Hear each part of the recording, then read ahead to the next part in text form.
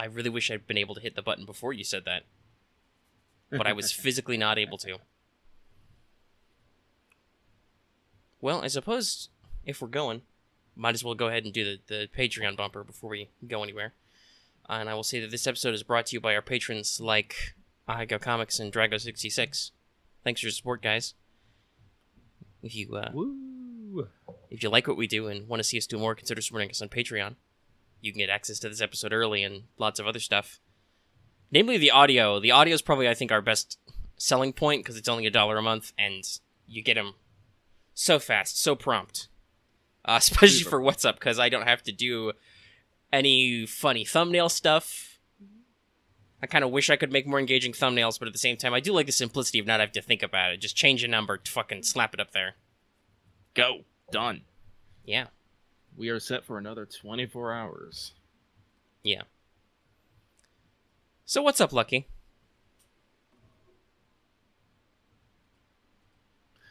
I saw the mic come on, so I know you said something, but I didn't hear a damn word of it. I need to talk in longer sentences, I guess. I asked, what's up, Lucky? Me, A, I'm fucking tired. 2, I make horrible financial decisions. And 3, I've been playing a fuck ton of video games. Yeah, I see you posting a lot of PS4 share on Dragon Quest. Oh, yeah.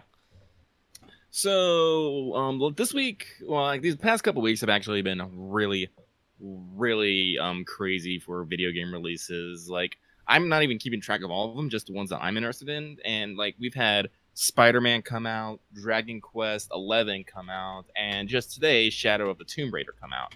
I've picked up two out of three of those games, and I'm not done, because I do plan on getting Spider-Man at some point, and at the end of the month, we have Valkyria Chronicles 4 coming out. Mm-hmm. Like, I'm really, like, super on the fence if I want to get the special edition where you get a little model tank to go with it, and you're just like, yeah, it's good. I don't know. I am getting the damn game. And I've been playing so many video games that we're going to get into while I'm talking about horrible financial choices here. I've been playing so many video games. I'm like, I should, like, actually, like, record these and put this on a Let's Play channel, because guess what?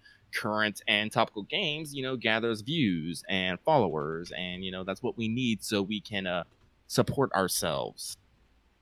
So I did some digging around and found out that, the El Gato capture card is, top fucking %. And, it's just, 200 fucking bucks. Yeah, I got a it's a little bit of an older model. It's the Game Capture HD. I got mine refurbished for like 150, $100, somewhere in there. Yeah. Though that was technically a gift. Yeah. But, I was looking, this will work. I can make it do. It's like I checked it. Yeah, it kind of works on Windows 7. Yeah, I might do some Philly bits, but whatever. It's like, I'm just going to slap it in my game machine. I'm going to slap it in my fucking PC, hook in my game machine. I'll be good to fucking go. Turns out, though, that my motherboard is actually too old to actually support it. And I've already ordered it. And despite frantic clicking and emails to Amazon saying, no. Unfortunately, it's still on its way here. So I'm going to have to cancel in time. I did not cancel in time. Amazon's usually pretty good, but unfortunately, I did the thing where I said I got it was free same day shipping instead of the usual free 2 day, because if you do like certain orders, Amazon's all like, oh no, we can get it to you today, like free. Here you go. They might have turned into a giant evil corporation, but hey, they get me my packages in a very timely manner, so I'm okay. Yeah, I'm considering the special edition of VC. I just have to figure out how to do the dance, because obviously most of our income from this operation is in PayPal form. You cannot directly transfer PayPal to Amazon, so that means I either have to send it to my bank, basically, for my debit card, which takes a couple days, and there's usually a little bit of money is shaved off because of surcharges. Just figure out the tax. Just send me the money and I'll just buy it for you.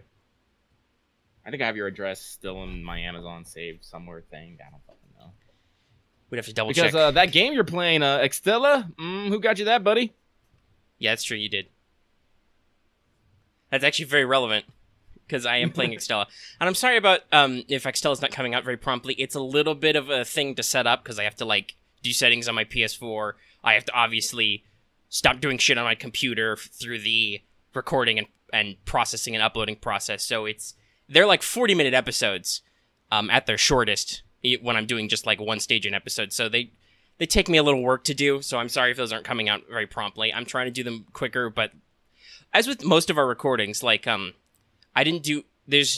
the time I'm recording this, there's no like new episode that was uploaded like yesterday to go up today for the public or anything, because yesterday was kind of a clusterfuck. We'll talk more about the super extended maintenance on FGO when we do Let's Talk FGO soon, but as kind of part of that and involvement with other stuff, I like didn't have the proper time. And also, the power didn't actually do anything, but it was super stormy here yesterday. Oh yeah. Now it's not stormy, but it's fucking hot. Yeah, it's got fucking Hurricane Florence down over there. Also, to dial it back, I didn't get to hear actually Omega admit that I fucking bought him Fade Extella because the mic decided to cut out right there, so I did not get the sweet satisfaction, so I'm very upset now. That is too bad. You'll have to listen to the episode, because I totally said it. I admitted it. Yeah. But, You even got me the Noble Phantasm edition because it was as cheap as buying a regular $60 game. I know, that was the weirdest thing. So weird. I hope Extella Link is similar. Yeah, well, I don't think so, because, like, you can, like, I actually checked. They actually have the Japanese version on English Amazon. You can buy it. It's, like, I think it's, like, 100-something. I was super tempted. Like, actually, hang on. Let me pull it up here real quick, because I know I saw it. Yeah. Like, the Fate Excel Link Premium Edition for PlayStation, Japanese version, $92. Prime. Nice. So I can get, like, spend $92, get, like, the full Mahjong version, and have it here by September 18th, Tuesday. We live in a I'm fucking tempted. weird future. Like, when the North American version comes out, if they don't have the Mahjong, I might just fucking buy the premium edition from Japan and just get like the regular version. I gotta say, that's my favorite thing one of my favorite things about the future. They stopped doing region locking. Oh yeah. I've never had to actually go to the point of buying like a fucking Japanese game yet, mostly because my disposable income has been a little less disposable in the couple of years, the few years when they've been doing that. But still, like, I love the ability to be like, fuck, I could just buy Japanese Blu-rays or games. There are whole places who are already dedicated to importing that shit. Mm-hmm. But yeah, no. Oh yeah, they still have the Fate Extella Japanese version, like Velbur box that comes with a fucking. It has its own art book, but it comes with a fucking Nero Pride titty mouse pad.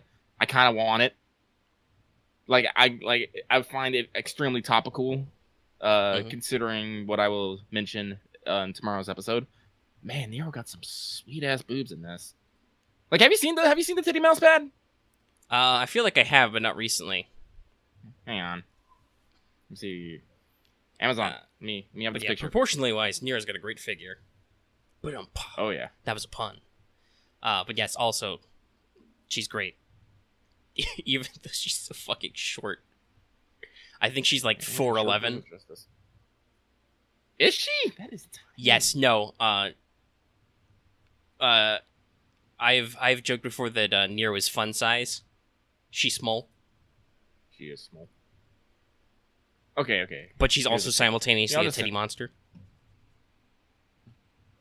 I have fully admitted before, I like short girls with big breasts, alright? But, like, you see this picture, then it's all like, damn. Nero. Bride is very impressive. Also, I think probably the most telling about this is that this is clearly a Wad Arco art that they have adjusted to this. And considering Arco said that her favorite part to draw of Melt is Melt's butt, I'm pretty sure there was no love lost in drawing this titty mouse pad. I'm pretty sure someone said, hey, what Arco, would you draw some art that we can make into a titty art pad? And she was all like, I am on fucking board. Have 5. I'm making it into an art book already. Because if you haven't seen her FGO art books, FGO Memo 1 and 2, they're also amazing. It's always very interesting to see characters who are drawn by by an artist in a different artist's design. Really interesting. Like have you seen Raita's not Raita's, was it right? Fuck, Well, yeah. Raita did an art book at the recent Comcat where he drew a lot of different characters, like Caesar and some other like regular FGO characters, and he had some actually impressive drawings. Yeah, I know. A lot of people rag on Raita for his nature of stylization, like Kintoki, Shuten, and Raiko are very stylized, right? Moriarty is kind of too. A little, but he's much more, I think, like fashion-wise, like stylized and flashy. His actual like proportions and body type style are pretty normal. Like Kintoki's like, here is my giant pecs. Also, my arms are red in some ascensions, in case you forgot. That's because he's golden. Yeah. Remember, gold was used to make some shades of red, so I'll roll with it. Yeah. I will pull out some weird-ass fact out of my ass to make justification, because that's what we do on the internet. Yes, welcome to the internet, everybody. Let me close things. What was I talking about before? We were talking about video games. I just started tangenting. Well, we were still talking about video games, technically. Then we just got talking to video game artists. Yeah. So basically, I'm not gonna be able to I'm like what I'm probably gonna do for this going back to the captured card is I'm gonna either A, keep it and just hold on to it, or B, return it and just put the money, because either way I have to upgrade my computer. My computer I checked it, I actually pulled up. You can actually do this if you go into the command prompt and type in system information, it'll pull up all this information. And I built my computer. I didn't build it. I grabbed I got all the parts and I assembled it. And I installed Windows 7 on it. So basically the day that I installed Windows 7 was the day that I built my computer, and it was built back in March 2014. My computer is 4 years old. Now, 4 years might not seem like a lot, but as we like to talk about, like in the speed of technology, yeah, tech iterates pretty fast. It iterates pretty fast. So yeah, a lot of my stuff in my computer, like the hardware, my software is pretty good, but my hardware is really, really obsolete. Like the thing in specific. The specific thing is that most motherboards right now are using something called PCIe or PCLE. It's one of the two, I can't tell. Which is basically a new type of connection, so you can connect things like graphic cards and other sort of boards to your computer. Like, apparently they're standard now with most MOBOs. The one I have doesn't have it at all, and I'm just like, fuck. Luckily, you can like build. Like, I was actually like. I spent like an hour today, like finding like some decent computer parts that was an upgrade, but wasn't gonna break my bank. It's like I can get a new motherboard and a decent processor for like around $200, I want to say. Like a good motherboard is gonna run me like 80. The processor is gonna run me 120. Like another like 200 gets me another GPU. I'm probably gonna want another case just because I'm pretty sure that this one has some wiring issues. $20 for a new fan, and I could probably salvage the RAM and power source and disk drive and the hard drives from my old one, and slap together a new machine. And if not, I'll figure out something. Omega, do you want my old computer parts? No, probably not. I wouldn't know what to do with them. I mean, I could maybe find some replacements in my machine, though my machine's already been... It was refurbished. And, like, it's already a machine that basically somebody did that. They built up the parts in it and refurbished some components. So I don't know if it'll really take to that very well. Also, it would probably be a whole project because I haven't had problems for a very long time. But this machine does have it's got a slightly cramped case. So if you push too hard or wiggle around the connectors, it can fuck up, and you have to like take it apart and make sure everything's secured in there. But yeah. Yes, I'm not gonna say I'm like some freaking computer tech genius, but that's like, oh man, like doing it yourself saves a lot of money. Like you just have to have like honestly, you just have to be able to follow directions. Like, what connection goes here? What does this part go where? Is when you start doing really crazy things that things get complicated. But no, slot A into slot A, not that hard, fortunately. So, looked it up. I'm pretty sure it's PCIe because it's PCI, which stands for Peripheral Component Interconnect Express. Ah, okay, PCI. Okay. Yeah. So that's what the Elgato capture card uses. And yeah, the more I think about it, the more I think I'm just going to return it. It might take me a little to get my refund back, but it'll be worth it. And then probably if I save up for like a month, I can probably afford everything. So remember to support us on Patreon so Lucky can buy new computer parts and bring you better content. Oh, no, that's true. Because, actually, here's another thing that happened. In a record achievement, I was able to summon Editor Lucky hard and long enough to completely edit Let's Talk FGO in one sitting. I was able to get it done in one sitting.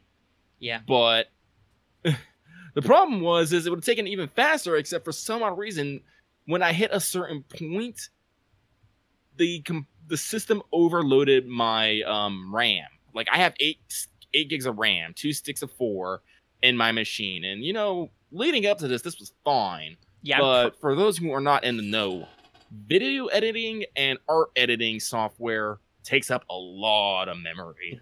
Like, a ridiculous amount. Yeah. And even if you're not actively editing, just rendering it. I'm pretty sure rendering software just takes as much free space as there is on your computer to do it as fast as possible, which I'm thankful for because it already takes, regularly editing, just not even editing, rendering what's up takes, 4 to 5 hours. It takes easily twice as long as the actual episode. Yeah, see, I'm fortunate. Let's Talk FGO with all its video and stuff still only takes about 2 to 3 hours. Because they're hopefully they're much shorter. We did kind of tell Voice we'd have him on the show in a week or two, so we'll see what happens.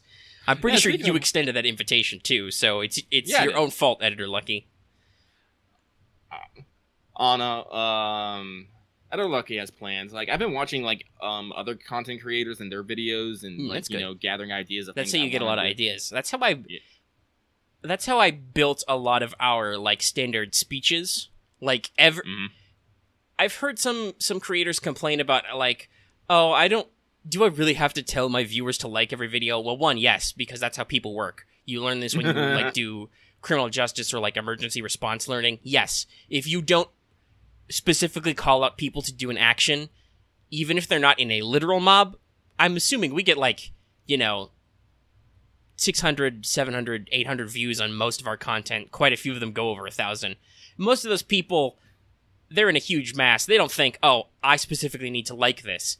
Because even though I tell every time, hey, if you like this video, don't forget to like it, we only get under 50 likes. It's still pretty good engagement for us, but it's such a small fraction of the views, right? Yeah. And that's with me reminding everybody every time. So, people don't remember necessarily to do stuff because we have a lot of people who multitask while they listen, so on and so forth. But the other thing is, you need to build that brand identity, that brand rhythm. Almost every channel I watch has some kind of something. Now, sometimes they rotate. I watch some Let's Play channels where they change up their jokes a little bit, but usually you see big names Game Grumps has their Game Grumps intro, right? Markiplier always says, "Hi, it's Mark." Hello everybody, I'm Markiplier. Yeah. The Let's Play guys out of Achievement Hunter and Rooster Teeth have their weird intro slides, and then they usually have some kind of gag at the beginning, what are we doing? Or they shouted Let's Play at one point, right? So, everybody, I do the, that's right, everybody, or the what's up, blah, blah, blah, and then at the end you have the same thing, and everybody does that just because you need to build your identity in the mind of the consumer. That's right, we are mind hacking you right now. So you will be entertained by our content. What do I always say at the beginning? It's hello, ladies and gentlemen. It's your favorite rapper. Yeah, that's what I say. Yeah. You have a full-blown speech, too, in the front of Let's Talk FGO. Yeah, that you wrote out, and you change a little bit every week. yeah, It's no, so, my like, shtick. building brand identity is That's important. Yeah, What were we talking about? we were talking about editing. How I've been watching content creators to get ideas because like a lot of stuff I'm seeing is definitely not in my skill set yet because I think a lot of it actually requires like graphic design and other things. But there's definitely stuff I want to build. Like at some point, like when I wake up and if I'm not completely swamped by playing Tomb Raider or Dragon Quest, I need to sit down and start getting some art assets done. Because I'm totally digging this concept of Editor Lucky being its own entity. And it really works because Editor Lucky has a lovely amount of hindsight to be very, very snarky. Yeah. Like, you don't hear, like, here's the thing. I can't be sassy, snarky, and cynical in the moment. Because, like, as I said, like, our brand, is, Omega's the logic, I'm the emotion. So it's usually the logical one who has the sass, the cynicism, the sarcastic enough, and the emotion is just really much more pure, honest to goodness feeling and heart and happy feelings. It's like it's how the comedy. It's like it's I can't think of the term, but it's basically the two-person comedy routine where we have my vocabulary is failing on me so hard right now. I know it's weird. It's incredibly weebish. I remember what they call the Japanese version of the two-man routine. I can't remember what there's a name for that in like American comedy styles, but we're thinking about the book in Tsukomi. Yeah, we are. But I'm trying to. I said I don't want to use that term because that's like not everyone may not understand it. Because that's the two-man con is like called the Manzai or something like that, and it's a huge fucking thing, like, because it's basically an act and a reaction. Like one man, like the bouquet says something weird or outlandish, and then this Komi reacts to it, and like you always see like the slap on the chest, and it's all like, "What the hell do you mean?" or whatever like that.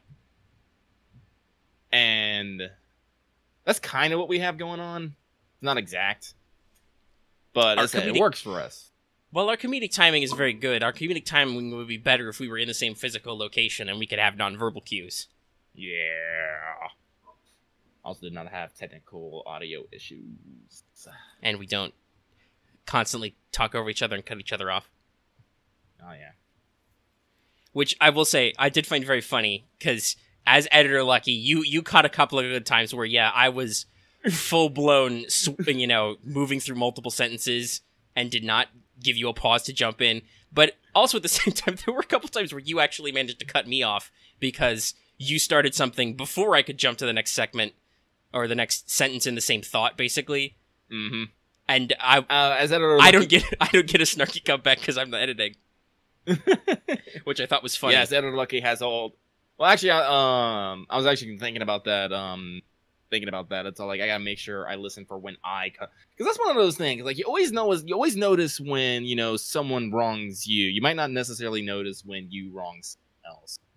Wrongs is not necessarily what was going on here, but it's that same kind of mentality.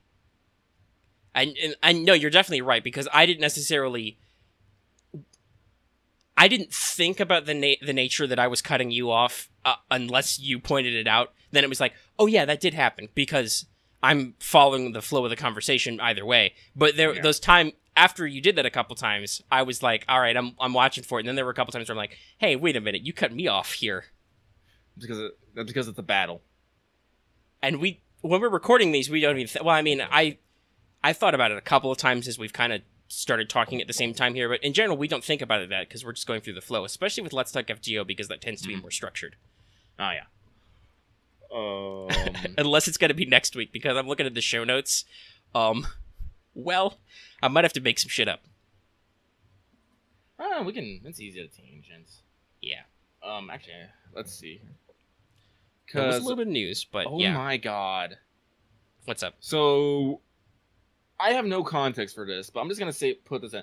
So I opened up a new tab. I'm putting in Let's because that's because Google is great and it usually just says, "Oh, here's your fucking here's your Google Doc that your show notes." It's the top of the thing because you look at it so often. But I didn't put in, but I went too far because usually I just type in LET and that's it. I put LETS. It skipped it, and at the top research is "Let's eat grandma," and I'm like, what the fuck? Don't know. Ironic. Well, first of all, I would like to point out that's exactly how I get to our show notes every time, because they're actually your Google Docs. So I might in like shared docs, but like in my normal Google Docs interface, I can't find it. But also when I type "let's" without the apostrophe, that jumps to the Discord channel Let's Talk FGO. So that's something on you, buddy. Huh? There's something in your algorithm. I don't know. I just breathe the mic a little hard. Oh yeah, man, we might not have a lot. Let's see here. Well, I haven't written any. We can announce basically because this will come out a little early, but it looks like Matahari is going to win the straw poll for Servant Spotlight. So I haven't written any notes on that yet. It's just in there that's probably going to happen. Okay, Go ahead, Lucky. Though you said that you had something.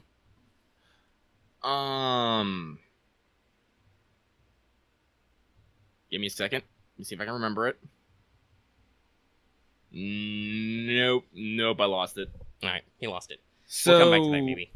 It'll come back to me eventually. Oh, so Omega, did you watch that video I posted in the anime chat about let's see, what was it called? I think it's still like pretty fucking close. Nope. You have signs you have bad taste in anime. Yeah. Yeah. I haven't watched it yet. You should. It's not like I watched it at first because I heard someone else referring to it, like it was a really funny watch, and I was like, okay, sure, why not? And I watched it, and it was a really funny watch. I'm like, god damn, I wanted to be able to do this kind of stuff for like our content, and potentially not just Let's Talk FGO, but for just like things in general, like because we're always talking about like doing lore videos, list videos, and other general content. Because as I said, we want to expand this brand besides just. Well, we just want to expand this brand besides. Just besides. We need a steady influx of content, and like honestly, if I could come up with a way to do like, because I used to supplement content on the channel with like news for like certain Star Wars miniatures games, but when there's not news that's relevant, it's hard to do those videos.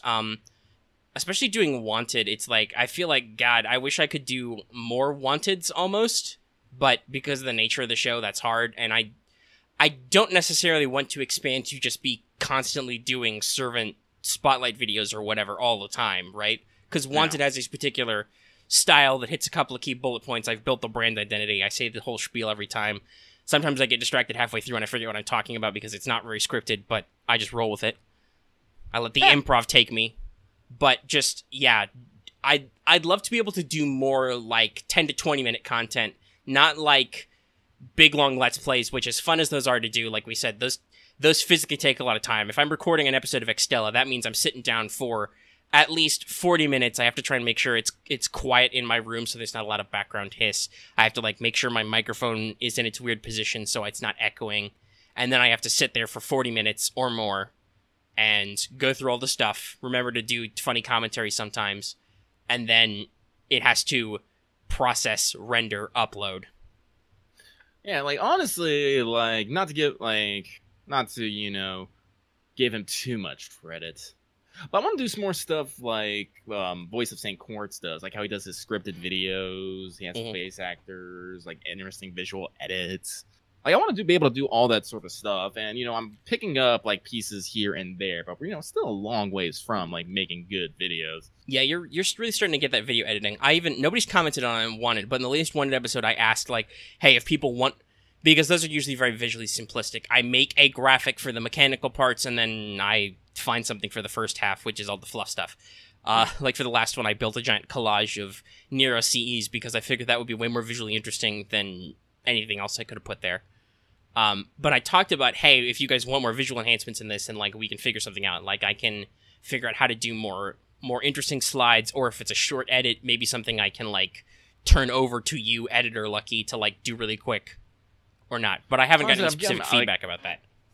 like I am getting like like I said, I am speeding up a bit. So like, if I can maintain my pace of like churning out Let's Talk FGO in one night, may be able to start doing things. Yeah, you've really picked up the editing. At the moment, I feel like I'm a lot of our research arm. Because I do a lot of the planning and scripting for videos. Not that you can't or won't, but usually you're the one with more press time. So like, well, I'm sitting here. Also, I don't know if you have this ever, Lucky. Maybe you have it for other stuff, but for me, there are times when it's like 2 o'clock in the morning. I'm not really tired. I feel like I have a need to write, and the fact that I need to take notes bothers me. I just write. I just fucking write for pages. So I need to turn that into something that's on the channel, because that's the other reason I think my videos have been a little sketchy lately, because I've been distracted by non-video projects. I said this on our Discord, and I said this to you guys. Mages of War is, I think, finally feature complete. There's some background details I could stand to expand about, like, locations and history, but honestly, as the author of the game, I've never been super fussed about finishing those, so they'll come when they come. But, like, I got all my NPC blocks in, I got all the extra systems I wanted in, I've covered, I think, all the different important fluff sectors, and just, it is as complete as I think the game is going to be. Now we probably just need to playtest it some more. So I've been writing a lot of that lately. And then I told you about this in Mod Channel, but I also, like I said, we talked about this on WhatsApp, actually. I got an idea to kind of like sketch out some ideas for like a Mecha Musume, the machines as girls idea. And so we sketched out like some high-level game design stuff. Well, especially since Azur Lane and Girls Frontline have been picking up lately, that's kind of been eating at me. And I may have just felt like it one day. And hold on, let's let this Google Doc load. Let me see how many pages I wrote. Because there's like 1.5 pages of high-level design notes, and then there are 11 pages of fluff writing. So I wrote 10 pages of backstory.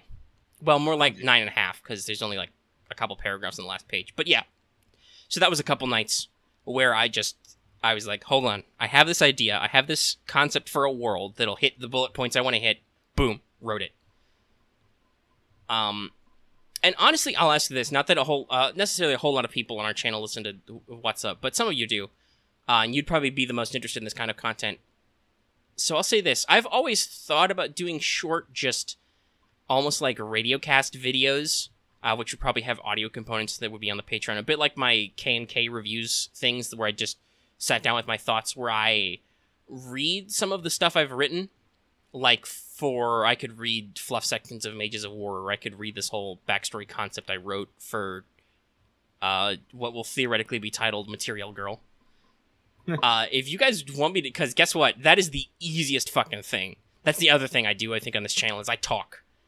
Not just in the text, but I do lots of talky-based videos that are supplemental stuff, like my news and analysis of Star Wars games and The Wanted and so on. So that is super easy for me to do. I can set me down in front of a microphone, I can read shit I already wrote.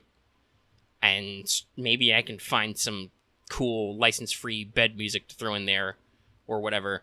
But if you guys are interested in that kind of stuff, let me know, because I can definitely fill out the channel with some of that stuff. Actually, one of the things I really want... Well, sorry, hold on to that thought really quick, because I was about to say, one thing I've thought about for a long time, which you might actually find interesting, Lucky, is for a while, and technically it's on an indefinite hiatus because I don't feel like it, but for a long while, I wrote a blog about Eclipse Phase, a game we've talked about before, where I just threw homebrew ideas out for gear, enemies, planets, other weird shit. I just threw those out because I had loads and loads of them built up over time. I've still got a notepad somewhere full of ideas. I just haven't... Since Eclipse Phase has been transitioning into their second edition, which is taking longer than they predicted, it's kind of like fell off my radar as far as being involved with that is. But I have a lot of ideas left over. One thing I always thought about doing for the channel was just, maybe I'll just find some spooky sci-fi music and record me reading these blog entries. But obviously I haven't yet had to do that. So, Lucky, you had a thought there? I had a thought is like I know we need like more content, but like honestly, what I want to shoot for is more like structurally scheduled content because we literally kind of just throw things out whenever like they fall in our lap. It's like Yeah, we don't have a great backlog. We don't. It's kind of hard to build up, as I said, like with just like because we have to do things as they come, like with events, like we do like our like what's up. I think is probably right now our only like regular scheduled content because for the past couple weeks, let's talk FGO has been wiggling back and forth depending on how long it takes editor Lucky to edit. It's experimental, and hopefully that's gonna get back to the schedule. But things like our let's plays, news videos, wanted, like all that stuff, just kind of it's all like, is it done yet? Yeah, like I mean, wanted was I looked probably a week in advance about the time the NeroFest announcement came out. I'm like, okay, what day does that banner start? So I need to record on this day, upload on this day for patrons. It goes public this day. That day is hopefully the day before the banner. And that's just how that works. But that means it's tied to a chronological event, which I do not control. But let's see here. As I just want it's like eventually like that's what I want. That's why I want us to be able to I basically want us to have a specific video for every day of the week, and then whatever extra will just be an extra release on top of that. Like, so it'd be like one day would be what's up, next day would be let's talk, and then we'd have 5 days of let's plays. And then on top of that, it would be like Star Wars news videos, news desk, wanteds, like the shorter bits of content. Yeah, and that's usually what I find goes.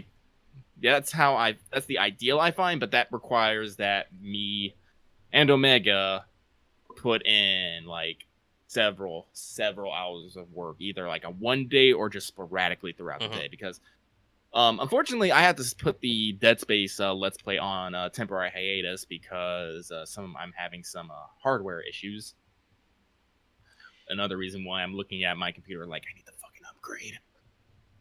But like what I would do there is I wouldn't like just do like 1 hour. I would like sit down, record like 4 or 5, like at the beginning especially. I would sit down, record 4 or 5 episodes, just be like, whew, let me just chop these all up and just edit them as I go. And then as I started picking up more stuff to do, I'm like, I don't have as much time, shorter time.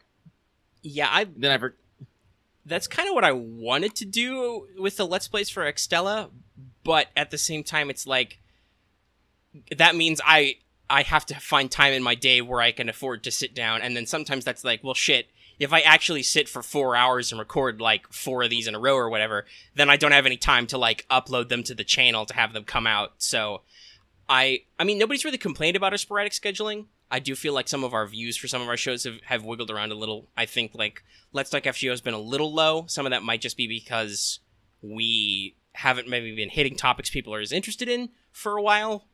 You know, always trying to get that clickbait. But it might also be because we have drifted a little bit away from our normal scheduled posting. So maybe some people are missing out. This is why we always say to hit the bell for notifications, because YouTube is a weird beast and does not always put your subs and stuff directly in front of you 100% of the time. So, like, if you want to make sure you catch us when we post stuff, if you're not, like, checking our channel every day or whatever, make sure you turn on notifications to be sure, because it's, even if we were 100% scheduled, YouTube can sometimes be a little bit weird, and also we are not yet at 100% scheduled. Nope. But yeah, maybe I should just eat like a couple days, wait for the weather to be good.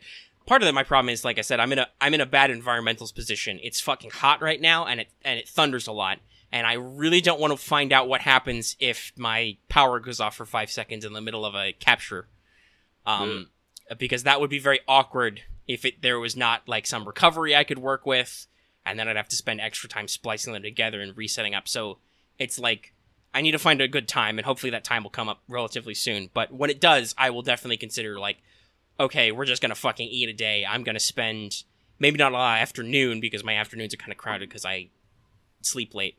But definitely sometime in the evening, and I will just record, like, 3 or 4 of these back to back, and then slowly go about uploading them. Yes!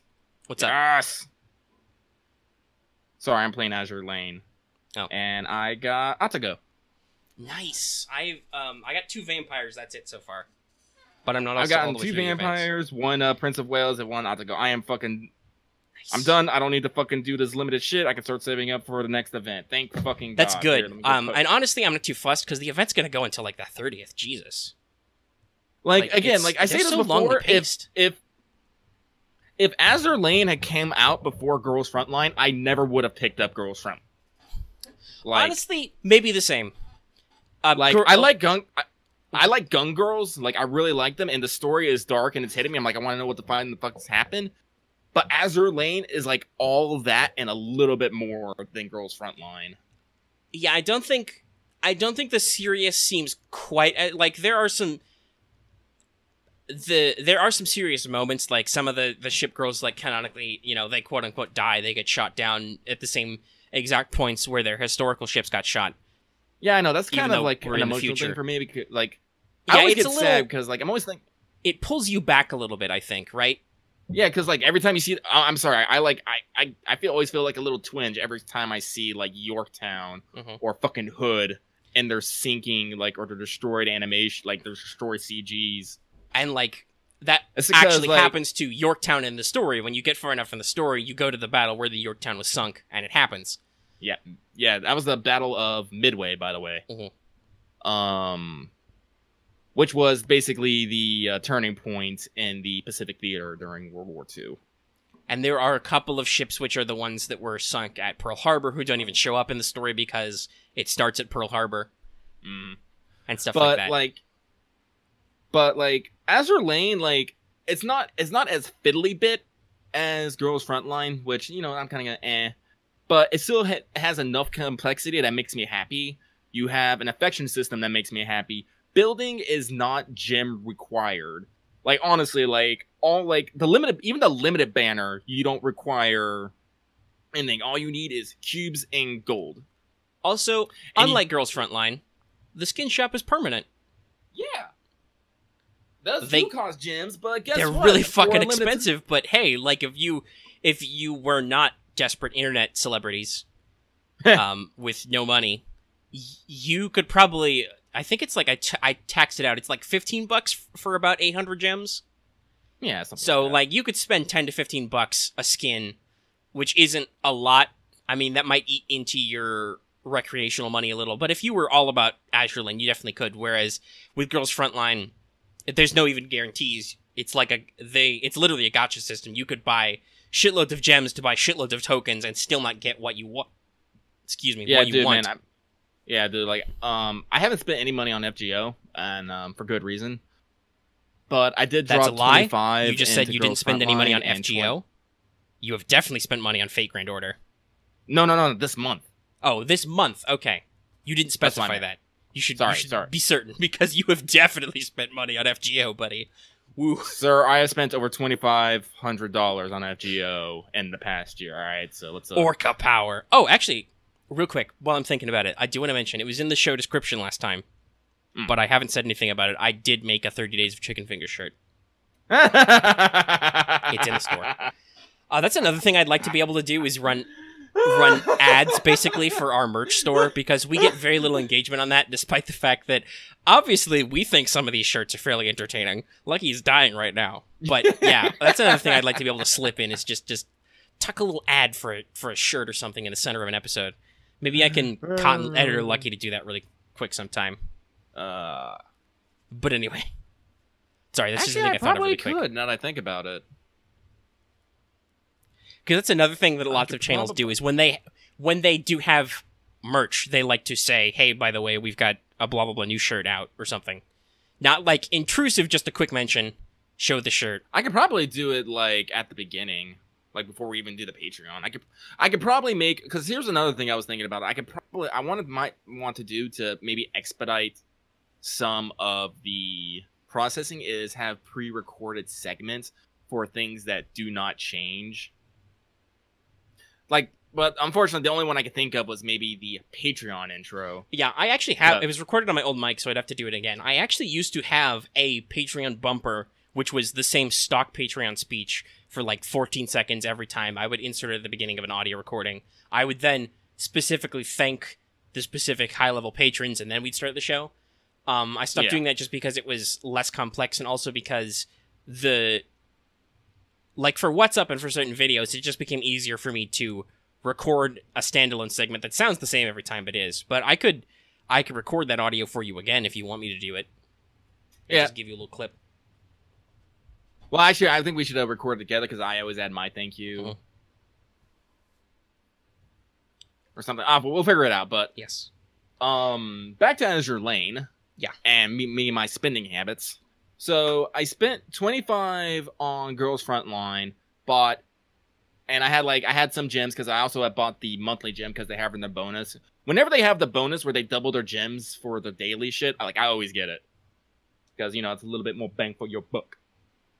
And I bought 25 worth of gems. So I was able to pull 400 tokens because that's all I really needed. I have enough fucking dorms, echelons, all that crazy stuff. I don't need really anything else. I might buy more T-Doll slots because Jesus fucking Christ, I can never stop getting them. I didn't get shit. So close to be able to buy my 6th echelon. I have 830 gems. If only I could fucking gold medal. Okay, never mind. We'll talk about why Girls Frontline frustrates us in maybe a second. Oh my god. So I spent I bought 400 tokens, did the 411 rolls, didn't get a single fucking skin. Well, I take that back. Well, no, I take that. No, I did get a skin, but it was off the 100 tokens that I had previously from from the fucking fireworks festival thing. I was able to get the 100 tokens from that. And I was able to get a skin from that, but it wasn't the skin I want because boy howdy, Grizzly and Lee Enfield has some good civilization going on in their current skins, and I'm like, fuck, I want one of them. I didn't. I got fucking the machine gun girl. I really don't like because I don't. I just rolled Lee Enfield. It's gonna hurt me so much that I'm not gonna get her fucking hunter's frock or whatever. And then of course the fact that I never get any fucking costumes. Period. I can't get any black cards, so I can't get her wedding dress either. God damn you, Girls Frontline. At least Azur Lane, they take a while to add, but they add free oath skins for when you give the girl a promise ring.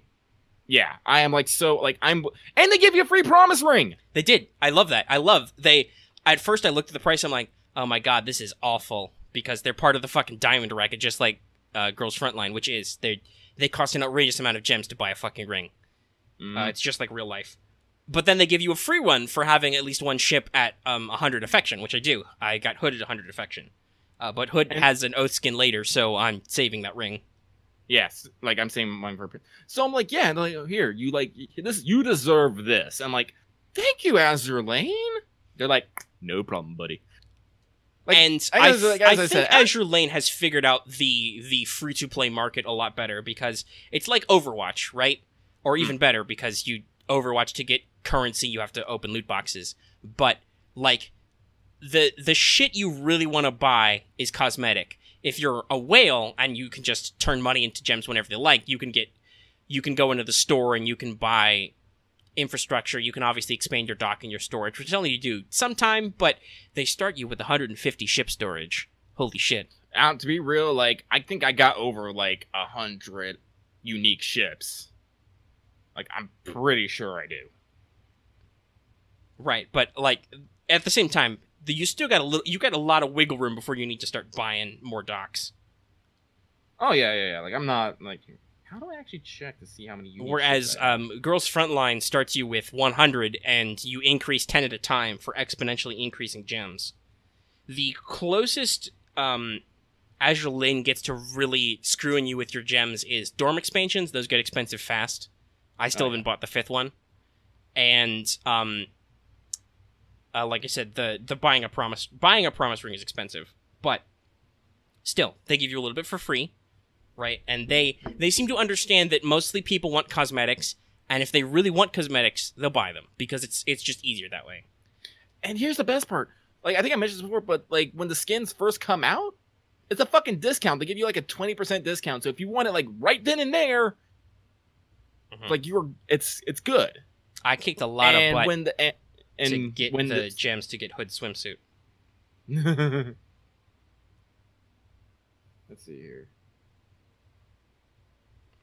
But like right now, it's like I am in the fucking gacha hell. Not because of like I need to buy things, just because like literally every gacha game I'm playing, except for Grand Blue Fantasy, which I like just semi-ignore nowadays because holy shit, these other games. But all these other ones have an event going on. Girls Frontline has their bingo event going on for the fucking lowly cat-eared assault rifle, which I do want because I want to put her with fucking I forgot her fucking name. It wasn't G36. G41? Yeah, it's one of those. The other. Homate. Yeah, Homate. And I said Azur Lane has their, what are they fucking calling it? It's the Z Fleet or Strive, Z Force. Yeah, Z Force, which you can get limited ships. I just got the third one, so I'm actually technically I don't need to do shit in this event anymore unless I want to farm fucking Prince of Wales and Vampire. And then we have Nerofest going on in FGO. And real talk, even though it's been like, well, it hasn't been even 24 hours because we had the maintenance, but it's been 18 hours. I haven't touched Nerofest besides getting the opening cinematic, which I did record because like I thought it was gonna be short and I would get some gameplay. I didn't expect to be sitting there for 15 minutes reading. Yeah, it's long. It's honestly funny, and I like that they did it because it introduces literally every team you're gonna run into. Yeah, but it's long. I enjoy it because I like seeing servant interactions outside of battle because, as I said, that's character and world building to me. Like they actually say, you know, Emiya and Boudica are going to be in the kitchen. All the altars are all like, oh yeah, we're going to go fight some shit. You have Team Medical with Irie, Nightingale, and Martha, and apparently Dr. Jekyll. And like you have all this other like interesting, you have Team France and all that stuff, and you see all these people doing interesting things. I'm all like, oh, okay, this is cool. I like this. But then I got done. I'm like, I'm not in an FGO mood anymore. I was just like, oh. Yeah. The first night when the maintenance finally ended, I did all the quests. I beat everything once. I have not yet farmed. I did get a CE already out of the box, so that's cool. But yeah, like you are, I don't like right now. Technically, I should probably be spending my time better doing FGO, but I'm playing Azur Lane because I want to beat the special maps because I really want Prince of Wales for reasons. Also, I really want to go for reasons, but I can't do any more on that. I'm out of cubes. I'm out of cubes, and I keep getting extra copies of Hood, which are now useless. I have officially max limit broken Hood. Now all future copies of Hood are just medals. Hey, to be fair, medals are useless. See, here's another fucking thing. They have a fucking safety net feature. Yes, they do. They have a really fucking good one. Commons aren't worth anything, but rares, elites, and super rares give you medals. It's 1 medal to trade for a common, 5 medal to trade for a rare, 30 for an elite, 80 for the special super elite, which the super elite doesn't rotate out fast. It rotates every week or so, couple of weeks. Yeah. But which is rotates. Really good because you can get shit like I got War Spite that way. Mm-hmm, same. And I don't remember who was before them. Was that a copy of Hood? Was before them? Oh yeah. No, it's Prince Eugene. Yeah, it's Prince That's right. Eugene. That's how I got my first copy of Prince. And yeah, it's a really good system. Yeah, and you know, people get like I remember when I tried suggesting that the ships should be an FGO, people gave me shit. People still give you shit, which I don't like. Yeah. I like I said, I try not to. We talked about this last week. I try not to get salty with our audience about stuff. When the argument about safety net features has come up, I have pointed out to people rather spicily that everybody got so upset with you for just suggesting a system when FGO could make it work. I think we've talked a lot about systems FGO could add. I think FGO has. Like we've said this before, FGO has hit that their success is in story and in certain types of character writing. And so they are slow to expand because they don't want to rock the boat. They know that the story writing is what they're good at. That's where they put all their focus on their writers and stuff. They don't necessarily do the fastest expanding the technical system. Also, they do introduce new mechanics fairly frequently. They're usually limited to events, which is like we said, we'd like some permanent mechanical adds, but I also feel like a lot of their dev team is probably tied up in making sure they have new stuff every time. Yeah. Which is good because that makes sure every new event is at least a little bit interesting and fresh.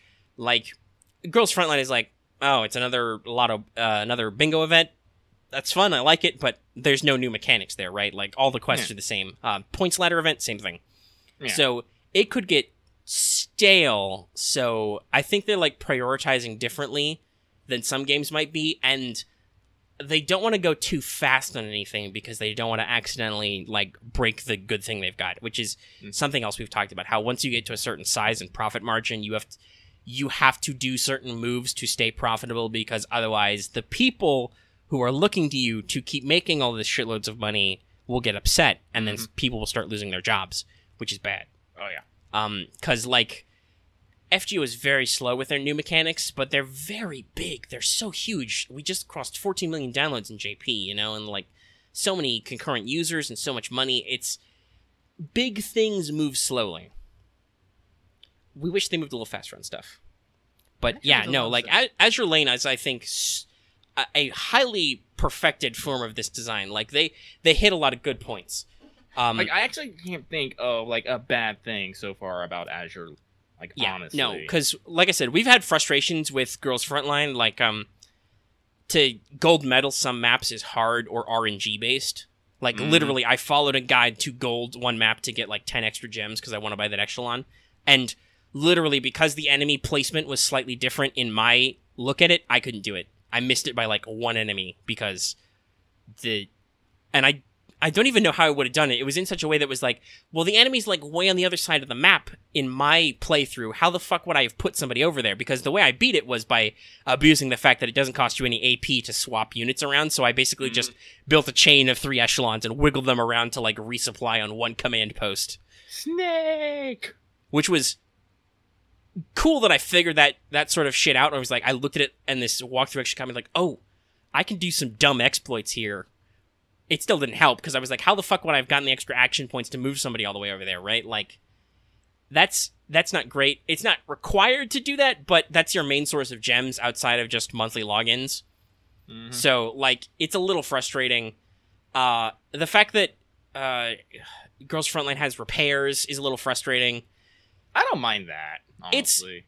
It's not bad, just sometimes it's kind of annoying. It's like, well, God, you guys got your ass kicked because I've suddenly realized that your evasion apparently hasn't been going up at all since you've been leveling. So you guys, like, one of my echelons has like 2 front level SMGs who have like no fucking evasion. They were like half of their maximum possible evasion, despite the fact they're like high 60s.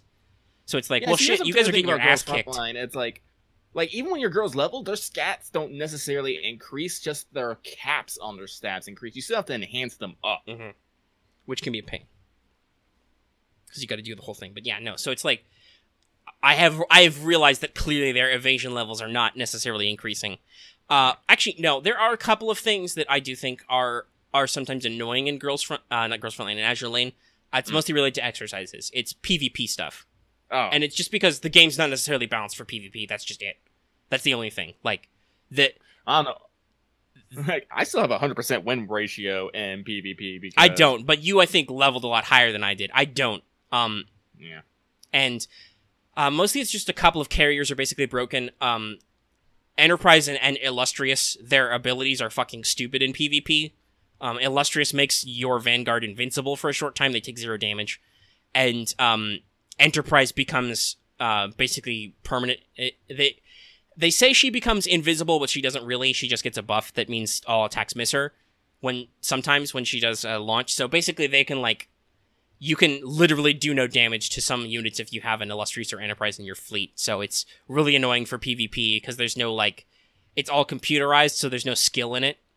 Oh, yeah. And also, like, the attack numbers are meaningless because if somebody sticks a single, like, level 99 unit in their Vanguard, they will have a way lower combat potential than you with, like, 3 level 50 units, but they'll still kick your ass because you won't hit them at all. Because their stats are through the roof, their evasion is super high compared to your units. You just don't hit them, and they wipe you, and it takes forever. So yeah, that's the only thing I think about Azur Lane that's quote-unquote bad, and it's just because the game's not balanced for that. Like, you can run into weird outliers where clearly the mechanical focus is all on PvE, but why does this happen every time? Means that PvP doesn't work. I don't know. I don't know why that happens every time. I need to remember. I have only gotten interrupted once, I think, while recording an episode of What's Up, and that was literally to ask me if I wanted pizza, or that pizza was here. So I had to, like, feverishly gesture positives, but also go away. Which is good. All right, but yeah, no, Azur Lane's great. Fuck you. Sometimes I'm a little sad when I like just the way the gachas roll out to get stuff. Like, I'm like, oh, people got units that I don't have yet. Like, people have gotten lucky with Fox drops. Some people are freed from Fox Hell. I don't really care, but I don't have anything better to do in the game to grind either, so it's like, well, I mean, it's a little sad. People have built certain super rare ships, and I feel like I don't have any super rare ships that that at least somebody else didn't already have in our community, but that's just maybe because of how things are, like, where I spend my time I don't think anyone has, like, a specific rare ship. Like, I think... Well, first of all, there are people in the event, like you just said. There are several people who've already cleared out Atago and Prince of Wales, and also there are quite a lot of people who've posted about having Takao, and I still don't have Takao either. Like, not even... Yeah, so, like, there are a couple of build ships that I'm like, oh... I don't know, maybe people just don't talk about them because, like I said, one of my cruxes is Belfast. Oh shit, I need to post that I got my second doggo because I feel the need to brag. I mean, God, I wish share in Azur Lane worked. That's another flaw. I don't think their share feature works yet. Because I'd love to just tweet about them because doing multiple screenshots on my phone with Discord is always weird. Like, it's much easier with one, but yeah, I know it's a pain in the butt. But I love to tweet about Girls Frontline. Like, I tweeted that I got Lee Enfield not too long ago, and I got 30 gems out of it, which is another cool feature. But yeah, no. Also, Lee Enfield is great. I love her immediately. My previous adjutant was NTW. Even at 100 affection, NTW is far too standoffish and too much of an asshole to me. So I cut her. I put Lee Enfield there. Lee Enfield is way better. I've stuck with WA 2000 like this entire time, and no regrets. It's fine. Doesn't she actually also warm up to you eventually? She warms up to you, but she does it in the fucking tsundere fashion, Yeah, like, no, literally I've gotten NTW to, like, 100 affection. I have yet to see her dialogue or attitude change at all. She is still like, Commander, don't touch me, you'll get hurt. Don't stand behind me. I'm like, do you have to be so rude about it? Then I fucking slap in Lee Enfield, and she's like, what do you need, Commander? I'm ready, let's do stuff. Like, yes, yes. Good. You are red and very British. Like me with Hood. I like Hood a lot. Camper would say, Hood, Britain! As Hood goes through her affection, it's very impressive. Her, like, love line is like, she reads a fucking Shakespeare sonnet, and it's like, could you read that back to me, Commander, please? Yeah, then, like WA 2000's line is there anything else left to do? Letting someone so valuable like myself be busy the entire time? You better reward me well after work. Okay? Now that's good. It's like... And then some, I don't know, maybe there's some NTW fans out there who will be like, no, she gets really nice and cute, and you just haven't tapped her enough to get the dialogue. I'm like, no, I'm done. I'll wait until I get, was it IWS 2000? Oh god, I want her so bad. Because I have bookmarked a recipe. I love that feature about Girls Frontline. I have bookmarked a recipe that will result in that rifle sometime. And just every couple of hours throw it up there. It's a 3 hour. I'll just buy that off real quick, throw it up. 4 hours, 5 hours? Speaking of which. Alright, that's good. That's good. I'll see if that works out. And we'll see if we get her, and we'll see what she's like. My favorite characters in general are rifles or SMGs in that game, I think. Though there are a couple of ARs who are fun. But that might just be my adoration of precision German engineering. Oh, actually. Oh, I got fucking I can't even remember. I can't, like, when numbers are involved, I can't remember to save my life. Dates, birthday, phone numbers, like I'm bad with dates and birthdays. Because I love guns. I'm good at guns. Which gun is this that you're thinking of? It's 9-8. Oh, actually, I have the game open. Where are you? Where are you? Dead air. I know you're here. I'm just blowing up airplanes. Dead air. That's one thing that does confuse me about Azur Lane. What the fuck are the planes? What are the planes? I don't like. I've been trying to figure out like what the actual size here, and I'm pretty sure those girls are regular, just girl size, and the fucking ships are piloted by toy ducks. Like that's serious. Also, they are probably, but at the same time, like if you look at some of the descriptions or CGs, God, those must be really tiny islands. Yeah, it's weird. And then there's the planes, which some are they actually stands for launch planes. And then there are some characters like some of the Sakura fleet who are like, yeah, I've got literally paper plane charms. I've got fucking Shikigami planes. I'm going to use my fucking ancient Japanese magic laser beams and throw planes at you, and they just look like normal planes. I don't fucking know. It's cool that they have such flexibility in the designs. But who was it? 9A91. Ooh, yes. She's the I think she's a Russian. Well, actually, fuck, I don't even know. Yes, Russian manufacturer. Yeah, but I was able to get her maid costume, so I want to put her with fuck, what's the other maid? What is the actual maid? Fucking that's G36. At G36, because I just want a maid team. I need more maids. That's good. I like G36 too. She's good. Yeah. Also, I like that gun, but that again, that's me talking about my love of German engineering aesthetics. Heckler and Koch make great guns, and I am not ashamed to say it. They are second only to the pure mastery of form that is the Fabrique Nationale P90. Oh my god, I want to be. I don't know why I love that little box gun so much, but the design is just so good. I think honestly, I love it so much because of Metal Gear Solid and other shooters, because it's a gun you can usually put a suppressor on because it actually has a threaded barrel, so you can actually do that in real life. The unique magazine design means it holds 50 rounds, and it's got a built-in reflex sight. It's got all the full fires. It's a very sophisticated weapon, and super ergonomic. Usually they actually employ the actual features it has in real life, so it's usually quite effective at what it does. So it's really cool. Personal defense weapons are a really interesting field in general. Oh, yeah. They're a relatively modern concept, basically a short rifle carbine with armor-piercing optimized ammunition, whether that's literally the cartridges are made to be armor-piercing or they use a particular size. But it's basically like putting an intermediate rifle cartridge in an SMG-type frame.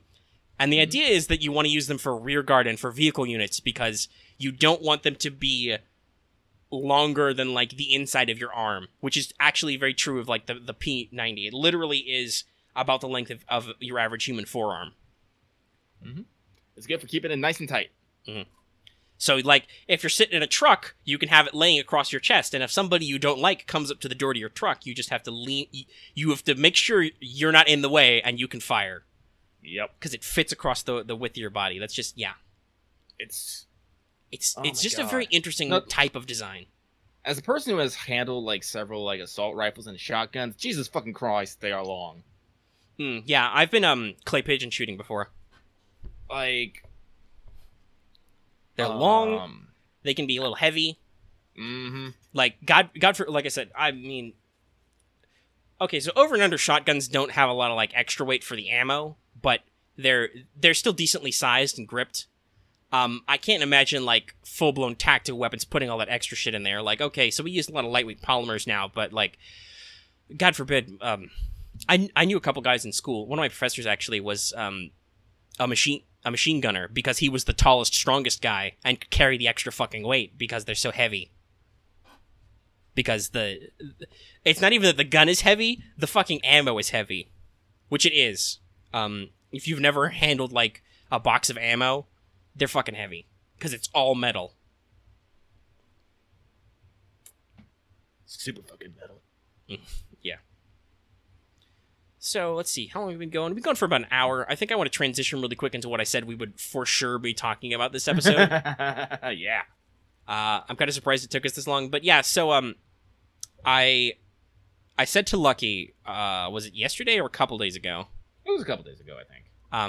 Probably when I finished it. Yeah, it was Wednesday. So I said, I'm just fair warning. Next, what's up? We're going to talk about Codex Alera because I've been reading that. I was maybe 2 books in when we recorded the last What's Up, so I didn't want to cover it. Then we had a busy weekend, but then I finished it up because there's only 6 of them, and I was consuming those at a rate of about 2 books a night for a while there. So it's very easy to finish. But yeah, so if you haven't heard of Codex Alera, which I wouldn't be surprised necessarily, we talked about the Dresden Files before, but I feel like Codex Alera is not as well known, probably because it was finished quite a while ago. I checked the last book, which I won't necessarily mention the name of because it might be a spoiler. Yeah. But the last book, the last Dresden Files book that's listed as published at that time was Turncoat. So, like, there have been quite a few more of those. That would have been pre-changes even, so obviously it was like before some of the bigger, more better-known stuff about the Dresden Files. But Codex Alera, I think, is actually Jim Butcher's baby. Because he's always said that he loves sword and sorcery type stuff, or sword and sandal type fiction, way more than he likes urban fantasy or pulp stuff. It's just, he's better known for the Dresden Files because of the way it took off and it's longer running. Yeah. Yeah, basically, Codex Alera was based, I can't remember if it was a bet or a contest, but basically Jim Butcher had to take 2 radically different things, and smash them together into a story. And the ones he got was the Lost Roman Legion and Pokemon. And he fucking did it! Yeah, there's that. But if I remember this correctly, he was talking with another writer, who I don't think has ever been named. I may have been a fan, but it was somebody who said to him, or I think Jim made the assertion, you can make any story good even with a dumb premise. And somebody, I think it was another writer, challenged him on that and said, I bet you can't. And he was like, all right, what do you got? And he was like, Lost Roman Legion Pokemon. And then Jim Butcher was like, done. Boom. It's here. And it works. I think the Pokemon aspects die out a little bit more. There's still a little bit there, but they die out a little bit more to get into more... more StarCraft, honestly. But to hit on other themes, but they're still kind of present.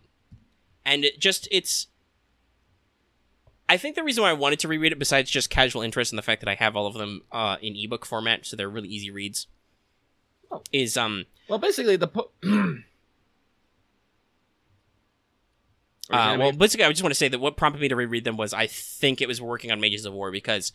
If you read Mages of War, you can probably feel, while the time period is different, there's a lot of spiritual, what am I looking for? Inspiration there. In the element system I chose, I made sure to include wood and metal, which are normally Eastern, because they are part of the element system in Codex Alera and used to great effect. So I wanted to keep that kind of feel.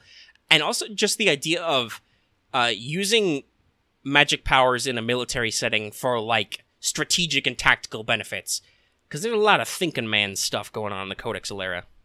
Oh, yeah.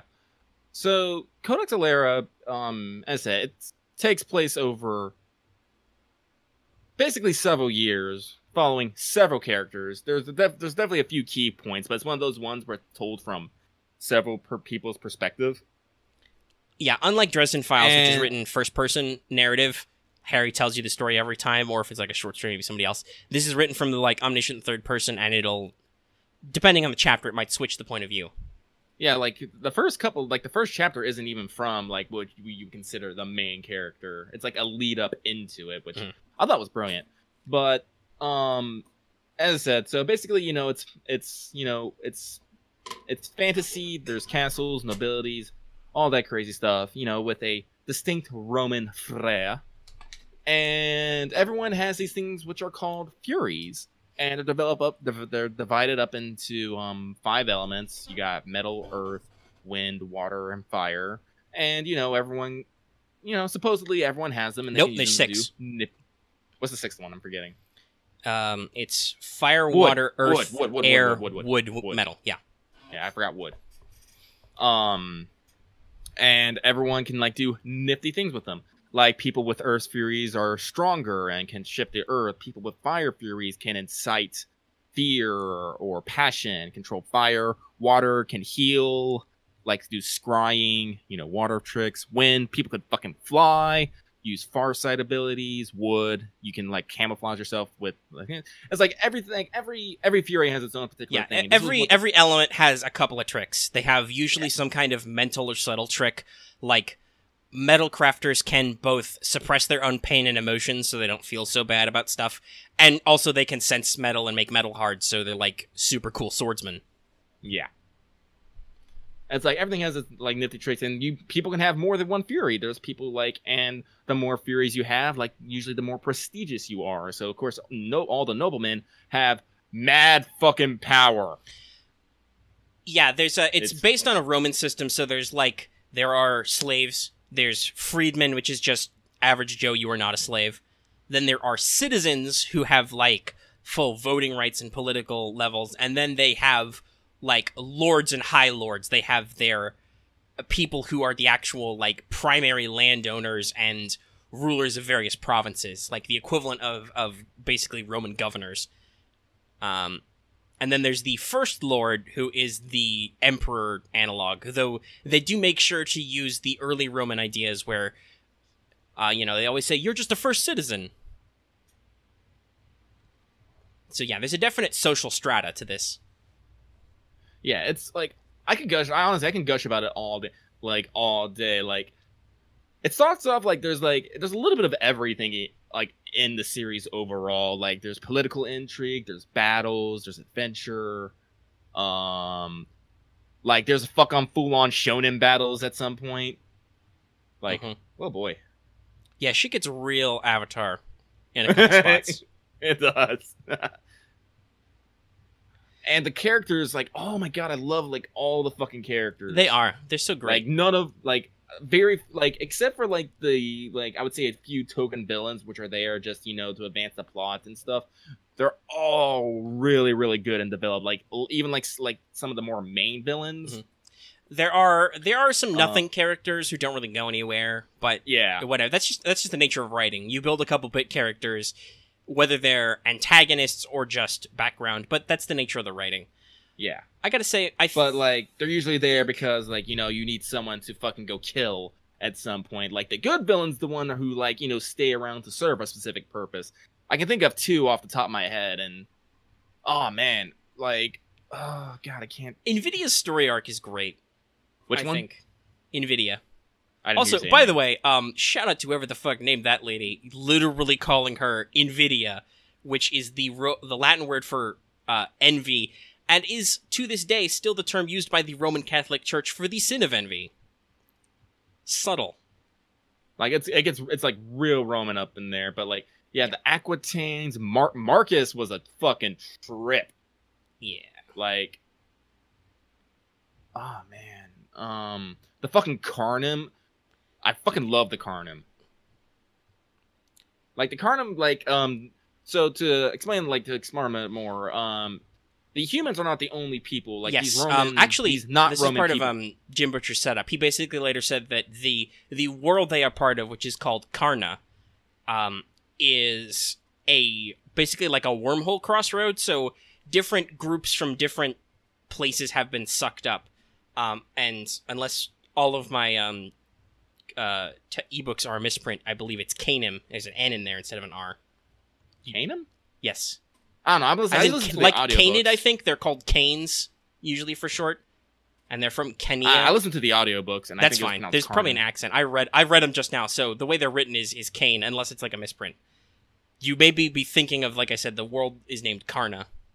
The Alerans are just the one continent, but anyway. Now we gotta fucking pull up the audiobook at some point, but whatever. They're basically like just giant bipedal I don't even want to say canines, because they're definitely more fucking lupine in nature. They're literal wolfmen. Yeah. Like, and they have an entirely different social structure than the humans do, which is why they don't get along great for a long time in the history. But they've got their own sorcery. They use blood magic to scary effect. Ugh. And they also have like their own weapons. Like they have something that the Alerans call a bayless, which is basically just, a 10-foot wolfman crossbow. It's terrifying to think about people. Yes, just basically, okay, imagine a crossbow, but imagine you are naturally maybe like twice as strong as a human and like a couple extra feet tall. And just imagine the kind of man-portable weapons you can build. It's like, actually, the Romans actually had what they called hand ballistae, which was not really hand, but it was like the equivalent of like a medium or heavy machine gun, basically. It was something you set up on a tripod, but technically one guy could carry the parts. That's a bit what a ballist is like, only, like we said, the canes can actually carry them around and shoot you with them. Mm-hmm. And they could see at night. What were the name of the freaking people who worship the one? I can't remember. The Marat. People or that Marat. was the Marat, yes. Who are like also very wood good elf people. Yeah. And they're very key to the first book and then continuing. Because Kitai is a great character. Daroga. I fucking love Daroga. Daroga's also good, but he doesn't get as much action as some of the other characters. But no, like, and the Marat are interesting because they organize tribes by what they call totems. So, like, when they reach their physical maturity, they bond with another animal. So, like, Daroga, we mentioned, is the head of the Gargant tribe, which are based on giant ground sloths, I think Jim Butcher has said. So, yeah. Basically, imagine that with maybe some slight drift. So, he's, like, big and strong and has a big, strong mount, which can, like, tear down walls and stuff. There's a horse clan, there's a wolf clan, there's a herdbane clan, which are, like, giant, flightless raptors. Very scary. There used to be a fox clan. They got wiped out. Yeah. They probably had some more clans, but they don't think about. There are a couple other species who are mentioned. We get to see the Icemen, which are like Yeti creatures who live beyond the North Wall. There were some species called the Children of the Sun who live in the Feverthorn jungle that are only... That is literally all they said about them. They mentioned the Children of the Sun who we destroyed in their city in the Feverthorn jungle. That's it. They literally say that line like 3 times. Yeah. There's actually no journey into the Feverthorn jungle. I think that's weird. That's like the only place that was not explored in the setting. Right. It was mentioned explicitly a couple times. It's on like the maps. There are, at one point, our major, at least our frequently title character, Tavi, goes down the list of other species the Alerans have beaten up. And there are a couple others which are casually mentioned, but not detailed. But that's basically part of a big, long speech he has. Mm-hmm. Yeah, Tavi's our main character. He is uniquely disadvantaged in the fact that he has no fury. Mm-hmm. Therefore, he must outwit and outplay all of his opponents. He has to use his brain instead. Which I think is a great departure from standard fantasy tropes. Yes. It's like, you're the chosen one because you're very much not chosen at this moment. And guess what? Nobody likes you, and everybody thinks you're weird, but you can actually... I will say this, when did I start reading Codex Alera? It would probably have been mid to late teens? Probably. Would be about the time I got into Dresden Files and thus found out about it. But, like, I was a smart kid. I appreciate that Jim Butcher can write a smart kid character, because Tavi's, like, 15 or 14 when the series starts. And there are lots of time skips, like we said. Between every book is usually a couple of years. But Tavi is written good as a smart kid. It's like, not being smart wins you the love and affection of everyone, which is a common nerd fantasy trope, which is just like, oh, well, being smart just means people like you more, because that's not necessarily true. But also, like, the smart characters don't exist just to act as exposition for other characters who are maybe more proactive, right? Like, that's another common trope where, like, the smart guy is a separate character who's slightly off of focus and is basically used to motivate the plot. Tavi is never used like that. He is our protagonist. He has to solve problems. He is smart because he has to be, but also at the same time, is like, being smart's not everything. You're not bulletproof. So there are times when he is very smart about something, and then something unexpected happens, and he's like, shit, what do I do now? Because that's why that happens a lot when you're smart. You think you're better off than you are, and you're not. Whoops. And that's what I like about, like, his counterpart, who is Kitai, which is a Marat, who he meets. I'm not going to get into specific details about them. But as a Marat he meets, who is basically the opposite. While they're still very clever, like they're definitely more physically able and less concerned about, you know, being indecisive. They just want, like, I have a plan, I'm gonna do it. Yes, because Kitai is from an entirely different culture. And it's revealed like halfway through the first book. I think we can say Kitai is a girl. It's not clear at first because of the way Marats are, but we can say that Kitai is a girl. Because that's also another aspect in which she's a foil to Tavi. Because they're about the same age, and so they kind of, like, they quote-unquote grow up together through the stories. But Kitai, the Marat are said to be physically more able than humans. They can hear better, they can see in the dark a little bit, so even when they're young, Kitai is much able to be more physically active than Tavi is, but I think this is great because the Wax Forest scene is so important to the series in a lot of ways, but I think it really compares them because Kitai is clever, but she never gets, at least in that scene, she never gets quite as far thinking ahead as Tavi does because she thinks, I'll just work through it. I'll cut your rope so you fall, you'll break a leg, and then we'll have to stop this, as opposed to we have to do this dumb trial because we're going to get killed.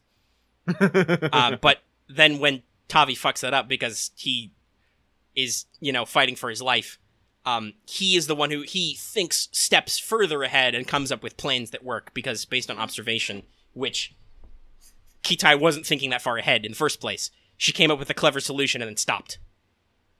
And that happens a couple of times. But that's another great aspect that Kitai is always, despite being from what many would call a savage culture, and literally she cannot read or write at the start of the story, but she's never portrayed as stupid, just she isn't as educated as the human characters and doesn't understand our culture because she literally is from another race. Like, here's something that, like, I found really, really cool about Marat culture. Like, the Marat culture in the story has no concept of lying. Like, literally, until they ran into the, fuck, what were the... The Alerans. Alerans, excuse me. Alerans. They had no concept. If no one lied, at the best, someone would be mistaken about something. And the way they treat mistakes is if you insist on that you are correct when the other person thinks you are mistaken, you have a fucking, you know, high blood. You basically have a fight to the death about it, right? That's how they treat the concept of quote unquote lying. The idea that somebody would intentionally speak a mistruth is completely alien to them. It's like, oh man. And so, like it says for the Canem/Carnum, the Alerans, and the Marat, a lot of detail was put into, like, their cultures and how they work and how they interact with each other. And how they're different, and it's great. It's really good. That's another thing I think Kitai is great for, is she does actually serve an exposition role, which is to be like, hey, Aleren, what the fuck what are your people doing right now? Because they are a Romanesque culture. Yeah. So even if you were a modern human, you might not necessarily pick on some of their cultural ideas. So Kitai avoids the as you know problem, where you tell people who should already know something that thing so the audience gets it, by actually being able to ask questions. And then she also gets to make snarky commentary about it. Like, I was about to point this out. Kitai almost never calls Tavi Tavi. She almost always refers to him as Aleren. Like, you want, like, this, like Tavi has his quips, but when you want sass, you go to Kitai. Like, she sasses everyone all day, every day. She is very sassy. Oh my god, she is best fucking girl. That said, for terms of just dialogue, I think my favorite character in the entire story is Aaron.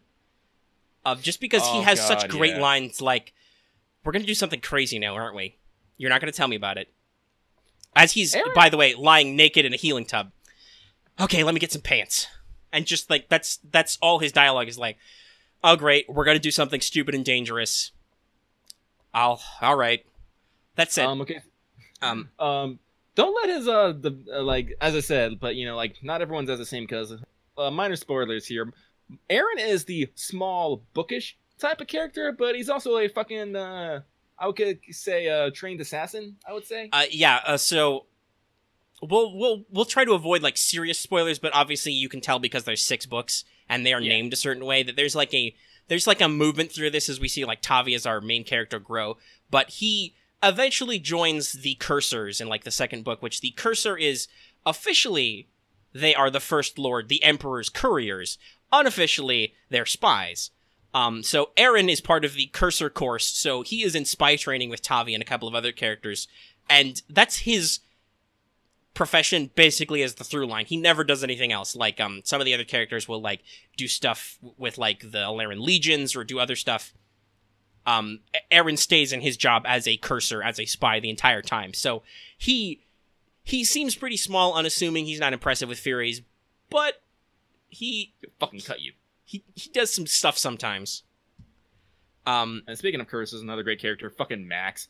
I was about to say, that said, Maximus has the best line in the story, hands down, which is, Legionnaires are not afraid of dinner. Dinner is afraid of Legionnaires. Fucking... My favorite line in the entire series. Oh god, what did he name the beast? Fucking... Steak and new boots. Steak and new boots.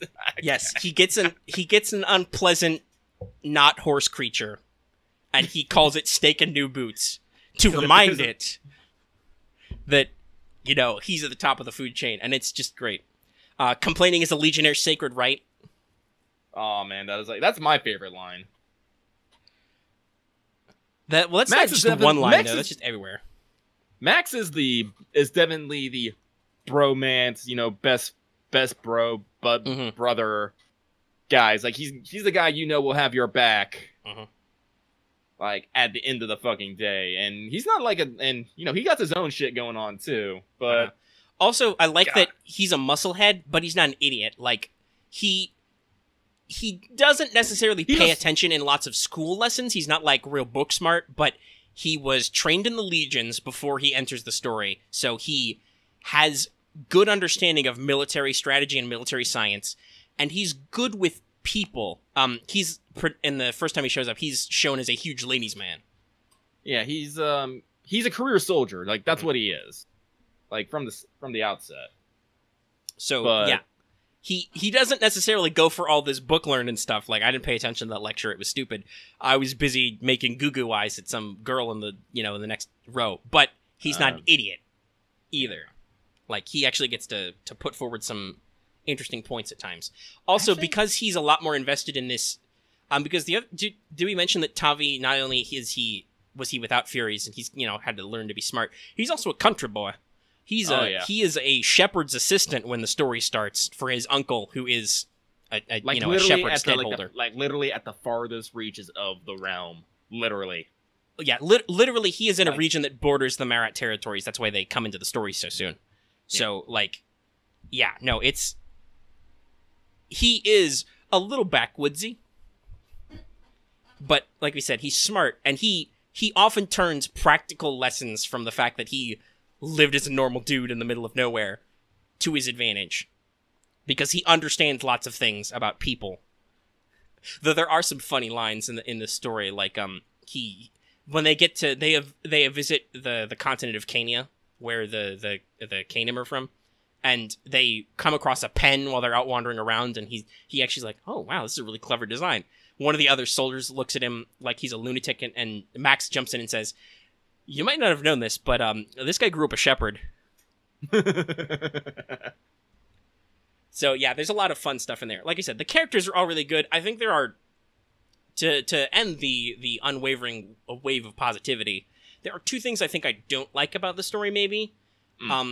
First of all, this is probably intentional, and it does actually turn into a major plot point later, but everything with discipline collars makes me uncomfortable. Oh, yeah, because everyone who uses them is a fucking dick! Yeah, no, Except not even, because, Burnham uses it by slaves, but he doesn't use discipline collar. No, right. Because, like, slavery is, like, a normal thing. It's like, oh, yeah, buy a slave. And that's part of the Roman system. And actually, if you look into history, while obviously there is a little bit an egalitarian message in the stories, because obviously they've been in Alera a while. They don't necessarily need to function the same way that ancient Rome did. They just do for tradition's sake. Tradition is a big theme in the story, but the Roman system of slavery was fairly okay as far as slavery systems go, like, you could buy your way out. It wasn't uncommon for masters to free their slaves, like, when they died, or if they... Like, if you lived in the middle of nowhere territory and you had locals as slaves, it wasn't uncommon to, like, free them and when you had to go back to Rome rather than drag them all the way with you, right? Yeah. Like, it was... It could be abused, but it was not as inherently abusive a system as some stuff in history has been. Yeah. Discipline collars fucking discipline suck. collars, yeah. They're not, oh, God. Just make me think about them. It's like... I can think of, like... I don't want to think about them, though. No, they are slavery collars, and in the most uncomfortable way, I think. Yeah. And they have weird rules, like they can only be taken off by the person who put them on you, or you die. Like I said, like it becomes a major plot point later, but when they're first introduced, if I was playing a tabletop game, this would be the quintessential, I look at the GM and I say, are you trying to make me enter your magical realm? Like, it feels a little bit like the GM shoehorning in a fetish, and I'm like, I'm uncomfortable with the situation. But, like I said, it does ultimately turn out to be a major plot point, so I guess it's, like, okay that you need to set it up. And it does kind of, I think, set up some conflicts for, like, this world really does have a potential to be very shitty. Mm-hmm. The other thing I kind of don't like is, like we said, you can transition viewpoint characters. There are some points in the middle books where, because Amara is one of the major characters who is introduced right away. She actually viewpoints the first chapter. And so she's a recurring character. She's fairly important.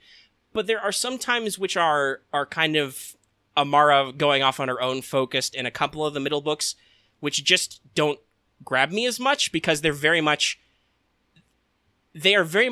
building that living world we've talked about, but they take away from the fact that there is still a related but separate storyline going on with other characters in a completely different part of the world, right? So, like, some of them, while they are important, they feel like they drag a little. So when I reread this series, I tend to skim them because it's just like, okay, you're gonna go here, you're gonna do a big cool thing at the end, but that's like, this isn't the A plot.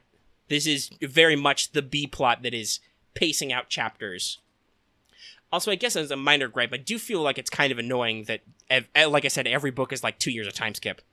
Like, it works for some story logic, but at the same time, it's like, but you missed so much opportunity to tell stuff, right? Like, at least with the Dresden Files, it kind of makes sense that, like, each book is a new year, and thus, I think in the RPG, Harry jokes that, like, you're seeing me at my worst week every year, basically. Mm-hmm. That kind of works, but, like, for some of it, like, I don't think we don't ever see how, like, Tavi and Max meet. When they're introduced in the second book, they're just friends. Yeah, and it makes sense because of what they're doing, but we don't actually get any, like, build up to that. Like, you know, their relationship starts at a point and stays roughly at that point. Yeah. It's a good relationship, but no story to it. Whereas, the book's definitely the relationship between Kitai and Tavi, for instance, is built up because they go their separate ways kind of at the end of book 1, and then at the start of book 2, there's like there is a plot thing going on, and Daroga is like, hey, Kitai, you need to go tell that guy that some bad shit's coming after him. Because of stuff. I think we tangentially mentioned the Vord. The Vord are creepy, but they're awesome. Oh, like, it's such a cool I'm not gonna lie, like, so... Oh my god, I really like... I'm just gonna say the Vord Queen. Yeah. I really, really, really like the Vord Queen. Like, at her attempts to understand humanity, even if she ultimately failed in it. Mm-hmm. Because she couldn't... I guess, what's the word I want to use? Betray her own instinct, I want to say. Yeah, it's basically that. She could not overcome her own inherent limitations. She is still the Vord Queen. The Vord are there to do a thing. Yeah, they're like insects. Like, honestly, that's like the closest thing I can think. They are like a colonial insect species. They have specialized workers. The queens are the only ones that matter at all in the structure. Yeah. And they have, like, colonial behaviors. So she, for reasons, she tries to understand humans very hard. and succeeds in some aspects, but doesn't in others, and it's kind of like she's almost kind of tragic, right? Like, you could see that in a different circumstance, she probably could have understood, but because there is a conflict going on in the narrative, it's like she's never going to get around to understanding. It's not going to work out. And so, you know, we have to have this tragic conflict. Even though that's another big theme of Tavi, is that he talks to his enemies a lot. Yeah, he understands. He seeks to understand them, which is actually a very, very important military tactic. Because, like, I think we talked about this before. Let's see, what was it? Sun Tzu, know yourself, know your enemy, and you'll the battle. And some other stuff. Also, you know, say what you want about Orson Scott Card, but I still really love Ender's Game. Ender's Game is very well written. I literally couldn't watch the movie because it was such a good adaptation of the book. I'm like, I know what all the beats are. You're not okay. You showed me the battle room. That was cool. After that, I'm like, fuck. There's nothing more new for me here. So I think the movie is a good adaptation. It's just I'm like, I love this story and have read and listened to it multiple times, so this doesn't add anything for me. Yeah, I love that story, and that is ultimate. And Ender is an amazing Tyke Bomb commander because he can mix empathy with destruction. He can both understand his enemy and then have no problems. Well, he has some emotional problems, but like, it doesn't necessarily stop him from executing on destroying his enemy utterly. And honestly, the book is way more brutal than than the movie, but that's just because at one point Ender like kicks the shit out of a kid in the showers when they're both naked, and you can't turn that into a movie because they're both like 11. But there's a fight in some showers, and he like understands his enemy perfectly and just takes this kid apart. But yeah, that's a whole thing. Tavi is like that too. He's like, because he cannot fall back on Furycraft a lot, he had to understand how to like look at problems differently. Like, real talk. For the Canum, I remember this one speech. At one point, Tavi becomes the captain of a legion, or I can't remember saying it. And he's battling with the Canum. And at one point, while there's a lull in the battle, he goes out into the battlefield and plays a game that the Canum play with the commander while the Canum collect their dead. And I thought they have a break in the war. Yeah. It was a really strong scene that, like, it's like these two enemy commanders are playing a game of not chess. Yeah, Ludus. Like, while like bodies are being shepherded around them. And Tavi can do that because he understands how the Canum thinks. And specifically, earlier in that novel, he was playing Ludus with the Canum ambassador, who taught him. He taught him kind of how to play Ludus, which is it's the Latin word for game, but it's meant to be a substitute kind of for like chess. But yeah, so he literally does a parlay with the enemy commander and is like, play Ludus? Okay. And they sit on the bridge in the open, and then they play Ludus while he moves dead. Also, we talked about, though, that also is when Tavi shows off a lot of his cunning on a macro scale, because he does some crazy stuff. Like, he has the butchers in the town they're defending throw their blood that they're collecting into the water, so river sharks swim up it, so the enemy can't cross the river in the middle of the night, because the sharks are hungry. Oh, yeah. What was it? Captain's Fury? Yeah. Yeah. Is, like, honestly, I think Captain's Fury is probably one of my favorite books. Yeah, it's good. Because it's literally Tavi, like, it's the book of Tavi really coming into his own.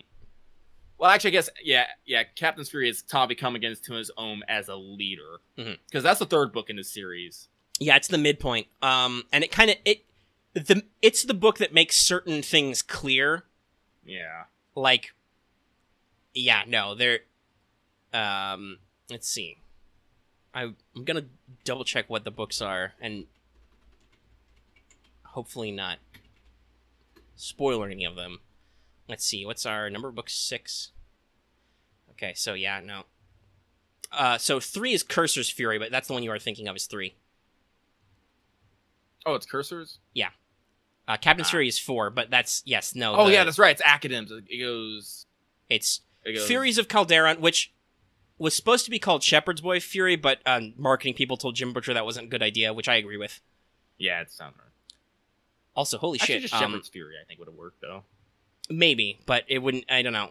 Also, I'd like to point out it has almost been 10 years since the books ended. The last one was published in 2009. The first one was published in 2004. So it's Furies of Calderon, Academ's Fury, Cursor's Fury, Captain's Fury, and then do we want to just say the last 2 books? Because if you look them up, you'll see, right? Like if you're looking up in your library. We can say the last 2 books. Honestly, it's Princeps Fury and First Lord's Fury. Like honestly, by the time I got to the first book, I fucking knew. The first book is not necessarily subtle, but it leaves some wiggle room to understand what's going on.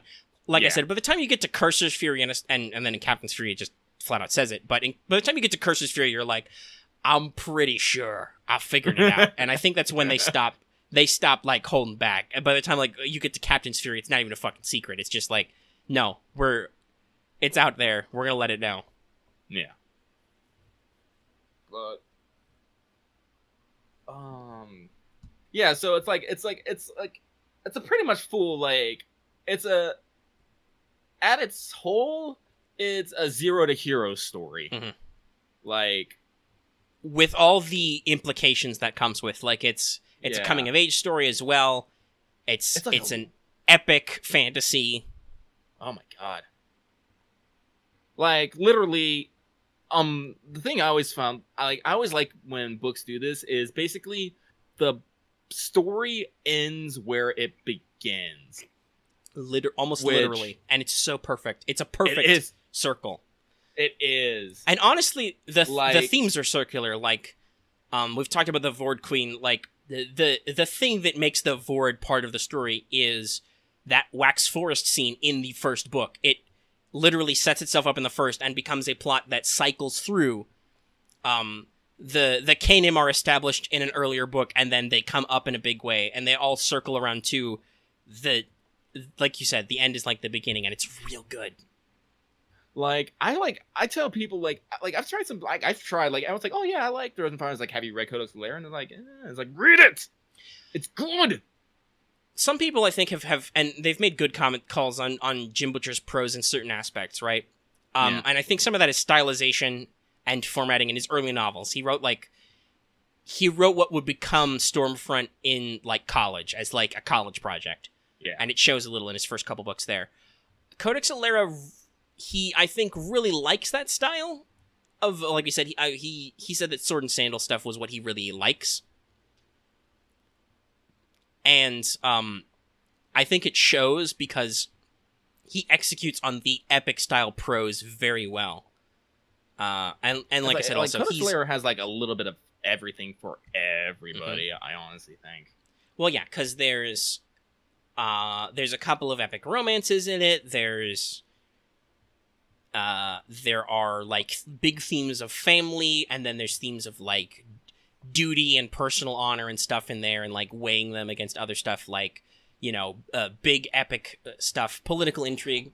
It's a high level fantasy story, and the beautiful thing about the fantasy genre is you can execute a lot of mundane, basically plots in fantastical ways, which it does. There's warfare. There's intrigue, there's not quite science fiction, but there's exploration of physical mysteries in the world and constructs, and Tavi does some pretty interesting physics problems basically. At one point he invents a giant magnifying glass to shoot the sun at people. With Furycraft, he has some wind guys go up in the sky and they can do, like we talked about the farsing, they can do a little lens thing with the air. He gets a whole bunch of them to do that on a macro scale and makes the sun focus a death beam onto his enemies. And like we said, there's a lot of really clever use of the magic. Mm-hmm. Not everything has just there's almost always both a mental and a physical form of every type of fury crafting, and they actually do interesting stuff with them. Okay, so metal crafters can make their weapons hard and make the metal hard. Also, they can sense metal, so they can do cool tricks like sense that a sword is coming or an arrow is coming and like cut them out of the air and stuff like that. I don't know if they do it deliberately or just because they don't have the infrastructure for it, but the Marat use obsidian arrowheads, so they. No, I think it is specifically because. Yeah. Well, also they mention in another book it's the basis of their trade system. Like, Tavi actually gets a couple of good shots in it at Kitai about like, well, listen, not everybody can have their barter system based on obsidian arrowheads, and she shoots back. Well, maybe if your people had to spend money every time they wanted to go to war. Which, by the way, the answer to that is no, that doesn't actually stop them because they have to spend money anyway to pay legionnaires, but it was a good thought. Yeah. And like I said, that's a good example of their banter. The bants are great. You should read this story alone for the bants, but also, like we said, it's got a lot of great elements in there. I'm gonna spoil it right here. Like, Kitai is Tavi's romantic interest, and it's real fucking good. No, they write the romance. Butcher writes the romance very well, and also like this. You know, you want to talk about relationship goals? That's me. I would love to find a lady who's as snarky as I am, because the bants would be great if you can. Because I don't think I could turn off the bants just for the sake of romance. So I would need to find somebody who could put up with me at my saltiest, and preferably could like come back at me. I just realized something. What? Kitai literally got the last word. Oh, like as in literally, she gets the last word in the story.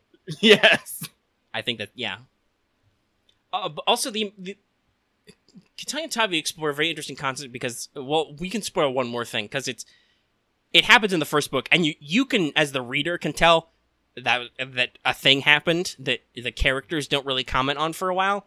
But we talked about how Marats have totems, so accidentally through the course of the first book, Tavi becomes Kitai's totem. And she wanted a horse. I wanted a horse. It's so sad when she says it. And then Tavi does, despite the fact that he's like 17 at that point, he does the right thing, and he balls up and he's like, "Nah, it's fine. You're not alone." Which is true, but he says it in a good smart way at the right moment. But yeah, no, Kitai gets Tavi for totem, which for her kind of sucks for a long time, but they explore it very interestingly because basically, like we said, it allows her to become even more of a foil. Like Tavi, because he doesn't have access to Furies at first, you know, for a long time, he doesn't do anything with them. And even if he starts to discover his talent at a couple of points, he doesn't jump straight to, I can shoot fire with my mind, right? Like, even when he does discover a little bit of Furycraft, it takes him a while to learn it. Which I think is expository because it lets you figure out how people learn this stuff when you didn't have a chance to before. But Kitai is also an outcast because there's no tribe for humans. There's no human tribe. She's it. Yep. And it really helps build their relationship in like an interpersonal way. Because they can, like, they sense each other's presence. Kitai follows around Tavi to observe him because that's the Marat's way. When you make a totem, you're supposed to observe the creature for a while, and it lets her like come up with some biting commentary about, you know, Alerian society that she just doesn't understand at all. But also, like, you know, it's interesting and important to the plot. Oh, I love Kitai. Like that's another fun another great fun Kitai moment in, I think it's in Cursor's Fury, where Tavi's been undercover. Inserted into a legion as part of his cursor duties, and the people around him have been complaining. He's been bitching and moaning because he's been away from Kitai for a while, and he just, because they're bonded, he feels this weird spiritual emptiness when they're too far away. And then one of his friends just comments like, "Well, at least you shut up about your fucking girlfriend." And he's like, "Wait a minute, I did shut up about my girlfriend." And he just walks over to a blind woman playing the flute, and he's like, "Kitai, what the fuck are you doing here?" And of course, like, her immediate response is like, "Waiting for you to realize I'm here." But it's just so perfect. It's like I said, there's a genuine cleverness in the books that I really like. I heartily recommend it to everyone. Oh my goodness! Like, if not, just go read it. Like every time I fucking read it, I just wish they had an ending with it was Tavik and Tyne, and then they had like the basically fucking what happened to Altera and Extella happened to the Vord. It just turns into this small innocent version that they then decide to raise. Because I just want them all together. Because I like, as I said, I have a thing for tragic women. I really do. Like the Vord Queen, she tried. She really did. You know who didn't try? NVIDIA. Yeah. I knew it. Like, you could argue that she was in some bad spots, and she was, but ultimately, her name as Envy really plays out, and she has the chronic backstabbing disorder, and she just cannot get over it. She cannot get over self-interest at all. Nope. And the fact, not even the fact that she keeps betraying people, but the fact that to others she cannot seem to not betray people is what gets her done in. She gets done in because she hesitates and cannot figure out the path for NVIDIA in a critical moment, and that's when she gets got a couple of times. There are a couple cases where you think she's dead, where she springs back up because she's a fucking high lady, and she's an immensely powerful character. Oh yeah. Like, they mentioned it eventually that the previous Princeps Septimus was engaged to NVIDIA, and he broke it off to be with somebody else who's important. That I won't spoil directly, but, like, I feel like they don't play it up enough. Like, not enough characters. There's at least one good scene out of it, but I feel like that this is such an important fact to the fact that part of why some stuff happens and why she's quite so power-hungry is that she was in line to basically be the first lady of this world, and then it was denied her. So, like, that's a key part of her character. I feel like there were a couple times, maybe it's because they didn't interact enough. That is a sad thing. Despite the fact that she's a major antagonist, probably deliberately on NVIDIA's part, but her and Tavi don't bump shoulders a lot, which is really sad. No, but to be fair, she and Asana bump shoulders on a lot. Yes, and that works out good for a couple of reasons. Yeah. Asana's another great character. Yeah. Like, she has a couple of good one-liners. Everybody's got good one-liners. I think Jim Butcher is just good at those, but just for positive mole, you want to talk about tragic women, but also talk about positive role models at the same time. I'm trying to say mole roddles for some reason. I'm talking too fast. I need to slow down. But you want to talk about a character who is a positive role model. Asana's great.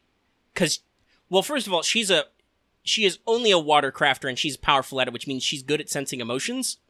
So she is literally the most empathic character in the cast, and it shows. And that doesn't mean, though, because, hey, guess what? She understands your emotions and stuff. She has some fucking deep cuts a couple of times. Oh, yeah. As a plot point, even. She literally sets out to get into a confrontation with a dude just so she can hit him with some deep cuts. Yeah. Ooh. Also, like we said, though, like we talked about epic stuff and like warfare stuff, there's also a lot of personal duels in this setting, which I don't know if it was common in Rome, but it works out okay. There's a lot of swordsmanship. It's cool. Oh, man. He always thought in straight lines, I'm sorry, so I thought in curves. God damn, it's so great. That's another thing. The book series is super quotable. There are a lot of good quotes. I gotta read it again. You should. Yeah. Maybe we'll talk about it again after you reread it, and maybe you'll get some great moments. Because we've been going for almost 2 hours. I think I need to step down. I can remember a lot of scenes, like, Jesus fucking Christ, the final battle. Like, how fucking easy is this shit? Yeah, no. Like we said, it's an epic fundamentally, and Jim Butcher has always been good at escalation, like Dresden Files does that. Codex Alera is no different. It escalates. Like, like we said, Tavi's like a 15-year-old. He's scrawny. He has no magical powers in the first book. He goes from, like, doing some clever stuff with, like, running, hiding.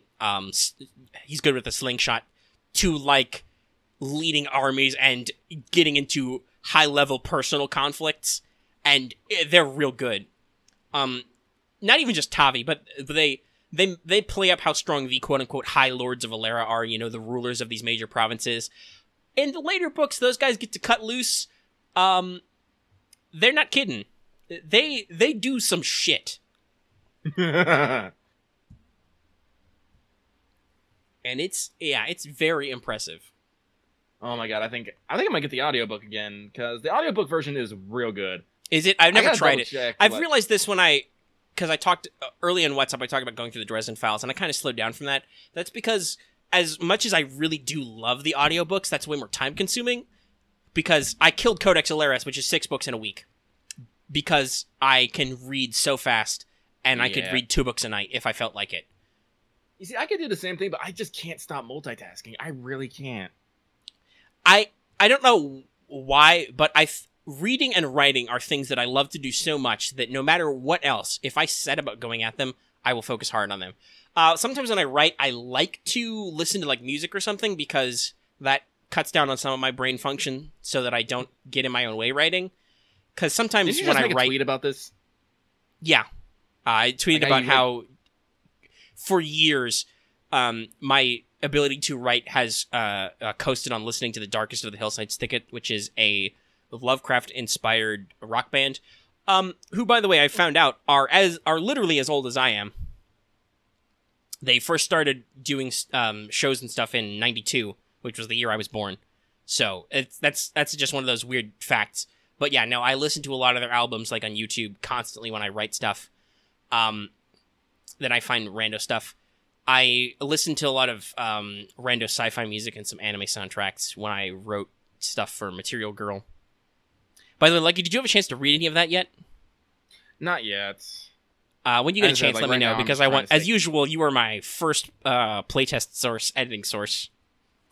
It's only like 10 pages, so you should be able to kill it pretty quick. I said I'll look over it when I got to make a character for Mages. Right, so I'll probably pop open the... Yes, I'm hoping, because I talked about how like I got into a writing project with that really hard. I'm hoping that now that I'm done with that, we can get the ball rolling a little bit better on running it, and that will turn into more content for the channel. I will post actual plays that you guys can enjoy. And please do check out, we have a Mages of War playlist, because I recorded basically the first couple playtest games. I recorded those and put them up on the channel. The quality's not great, probably, because I didn't know what I was doing, because that was literally years ago. But they're there. And I've done some other videos on not Codex Alera. This is our Codex Alera video. I've done other works on Mages of War since then. It's not surprising I get the two confused sometimes. If there was a series that I would like to turn into actual play, I think like a new Urban Shadows game. Have I ever told you how much I loved our Urban Shadows game? Yeah, you've talked about it multiple times, and I can see why. I had some fun with that.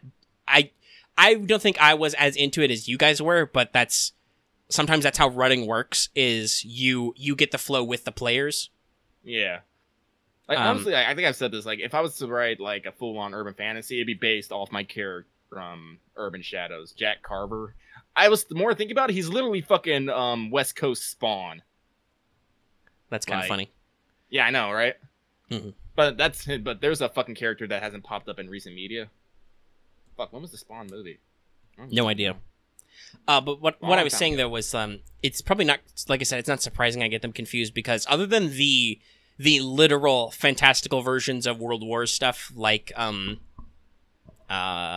mentioned, Valkyria Chronicles, Strike Witches, Yuja Senki, Codex Alera is probably one of the big backbones of Mages of War, along with some Fate stuff, just in the terms of, like, building a universe that has functional magic in it, and what mages do. Because, yes, mages can do big boss, one-on-one fights, but also they do a lot of strategical shit, which I have hoped to emphasize through the nature of spellcraft and just other stuff. Because, golly gee willikers, if you can make dirt move with your mind, that's a lot easier than digging it. And so I would not be opposed. You're going to play a metal mage, probably. Do you know what spec you're doing? What, a career, I should say? No, like, I kind of want to be a fucking assault again, but because, honestly, I like running up to things and hitting them with my sword. Like, I did it, like, with my last character. But I also realized the fact that I'm also a very talky and order-giving type of person. Especially if Marth is going to be my buddy. Mm-hmm. Well, remember, we're also hopefully going to use companions, because there's only 2 of you. So yeah. So someone who can give orders would probably be more useful. And I definitely don't have any vested interest in the fact that I wrote a whole subsystem for commands and orders that I would love to test. Yeah, I know that. And that's kind of the reasons, because I know you want to test that. So, like, I'm probably going to go in off. pick up officer, probably get some of the bodyguard. The fucking. I think it was like the alternate build ability for the fucking Well, here's the honor thing. guard. Well, that's not an alternate ability. That's a literal ability. Everybody gets those abilities. Oh, okay, cool. So you get a training in evasion for free, and you get the bodyguard ability, and you also get a halberd. And a halberd. I don't know if I want a halberd. I want a sword. I want to hit things with my sword. I want to use temper on it, and then use it to chainsaw. Halberds are heavy. Oh, also, I did want to. I was gonna mention this off air, but since we're having this conversation on air, and that's just the nature of the beast. I'm thinking at flying mages this time because we did a lot of ground mages stuff, and obviously subs don't work for this. So I'm thinking like flying. Have you considered mole mages? Well, there's not a deliberate rig for that, but I know. Also, yeah, no, like I kind of think the flying thing would work because you guys really don't want to be on the ground. No, you really don't. You're mentioning like we don't have water. I'm like, because we're gonna be in a desert. You know, having a water mage, you can maybe find water. Sure, water would be great, but I also like me personally. I like. What's the word? I like more survival elements. I like. Well, yeah, that's a deliberate thing I wrote into the book. Like that's another point where I think Codex Alera influenced me because, like we said, Taffy comes up with like creative solutions both with and without magical powers. So the way Mages of War is written is definitely in that vein to be like, hey, if you have magic, you can come up with creative solutions with magic. If you don't have magic, you still have to solve fucking problems. Otherwise, you're in the middle of the desert with no water. So I don't mind if you guys don't pick that, but I also wanted, because Marth deliberately was saying he was thinking between earth and water, which is where we started this conversation, actually, because I talked about you being metal. I slipped a subtle reminder. By the way, we have decided you're in a desert area, and based on my research, modern-day Namibia is like one of the driest places on Earth. So, just so you guys think about that, like I said, a guy who can use magic to douse, or at a higher level spell, can literally create water. You guys all have water bottles, at least. That's what ritual magic is for. And lots of also, that's true. And blood. Lots of blood. Nobody's taking blood magic. I haven't authorized that. Actually, that's another question. Have you looked at the semi-NPC only magic talents I wrote? Actually, no, I haven't. You should. Blood magic is brutal. Well, no, I thought you said you can take I don't know if you changed it. Like use up the 10% of your blood to use as a booster for. Well, yeah, in ritual magic you can use, but this is basically a whole aspect which is literally blood focused spell casting, which is normally a taboo because it's very scary. Like I think one of the first magic talents is a spell called Sacrifice, which is like you can eat penalties to your spell casting rolls by spending blood. Not just as like a bonus to a ritual, but you can cancel penalties. Like if you wanted to rush a spell or something, say, you can use your own blood, or you can use another creature's blood who happens to be standing within a couple meters of you. Gee, I wonder what people do. Arcanum. Yes. Yeah, there was definitely some Canum inspiration in there. One of the things is like Blood Spear. I pulled some from Dragon Age 2. You can do the classics, like you can make people's blood boil out of their bodies. You can make people explode violently. It's very nasty.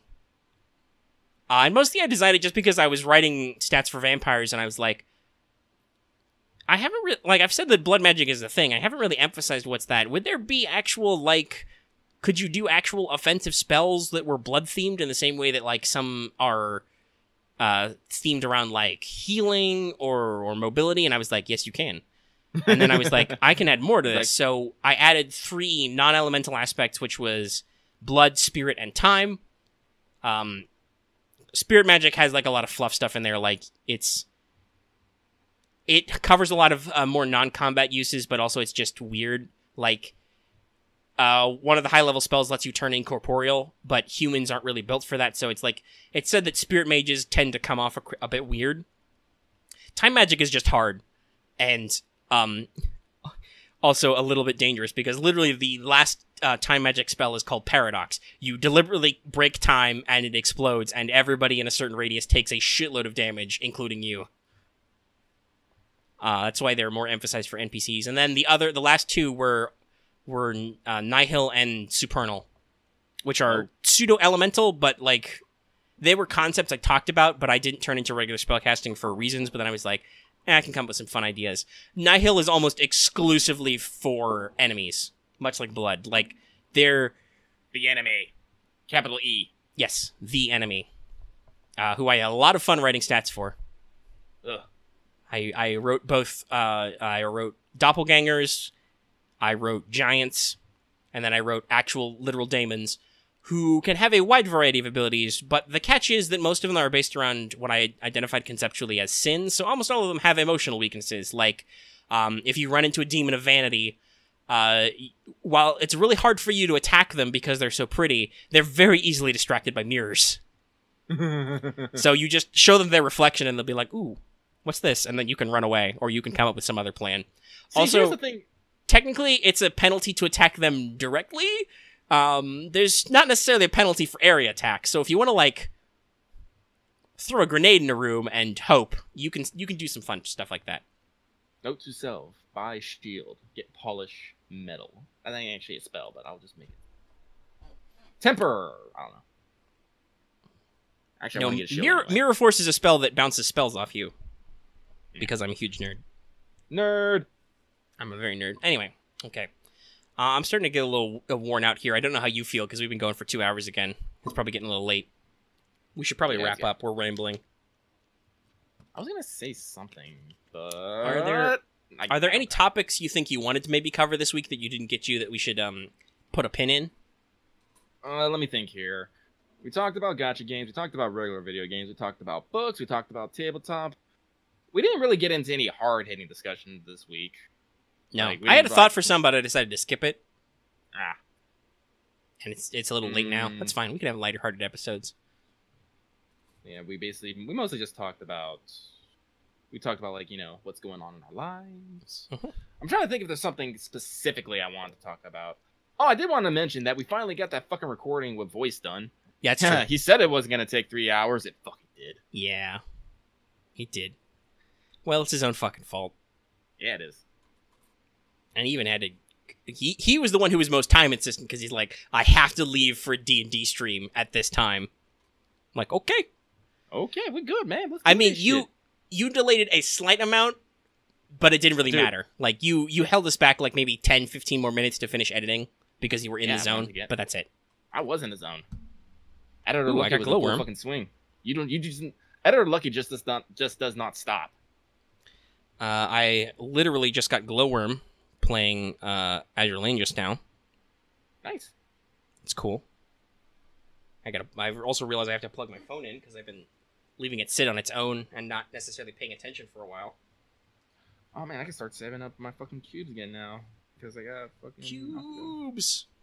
The Wisdom Cube distribution is really good too. Like, I mean, T-Doll contracts are kind of good, but some of them are like poor investments. Like, you have to spend some of them to get some of them back, and it's never quite as many as you need. Yeah, it's a slow build up. You can literally get 5. You only got to spend like 1 cube a day to get the quest. And you can gain like 5 or 6 through commissions and shit. Mm-hmm. You have to. The cube building is way better. Yeah. But yeah, I thought about mentioning some anime, but I don't really. I'm still trying to catch up. Oh my god, I'm so behind on my. Did luckily catch up on Hanabado only because apparently their episode was delayed because of that really gnarly earthquake. Yeah. Boku no Hero is about to get really fucking good. I'm pretty sure. Because the last episode ends at a very dramatic moment. For Hanabado, I have nothing to point out other than just it's still very gripping, and also Ayano still scares the shit out of me. Girl, calm down. This is definitely something I'm glad for. Deku really doesn't really change in his personality. You can definitely see that happening in Taki and Go, slowly but surely, which I think is good. Mm-hmm. But yeah, Boku no Hero is going to be really good this week. I mean, Persona 5 is still cool, but it's going places. They're in almost 24 episodes. I'm very curious how the season is going to end, and if they're going to pull some shenanigans where the true ending is going to be on a fucking Blu-ray or something. Yeah, I'm sorry. Because we're getting real close.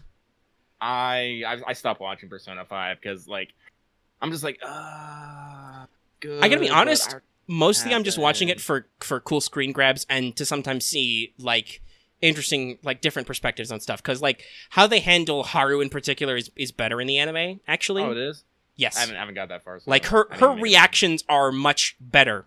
And I don't know if that was just poor scripting of the English version, because I know that they apparently had some direction problems, or just, like, pacing.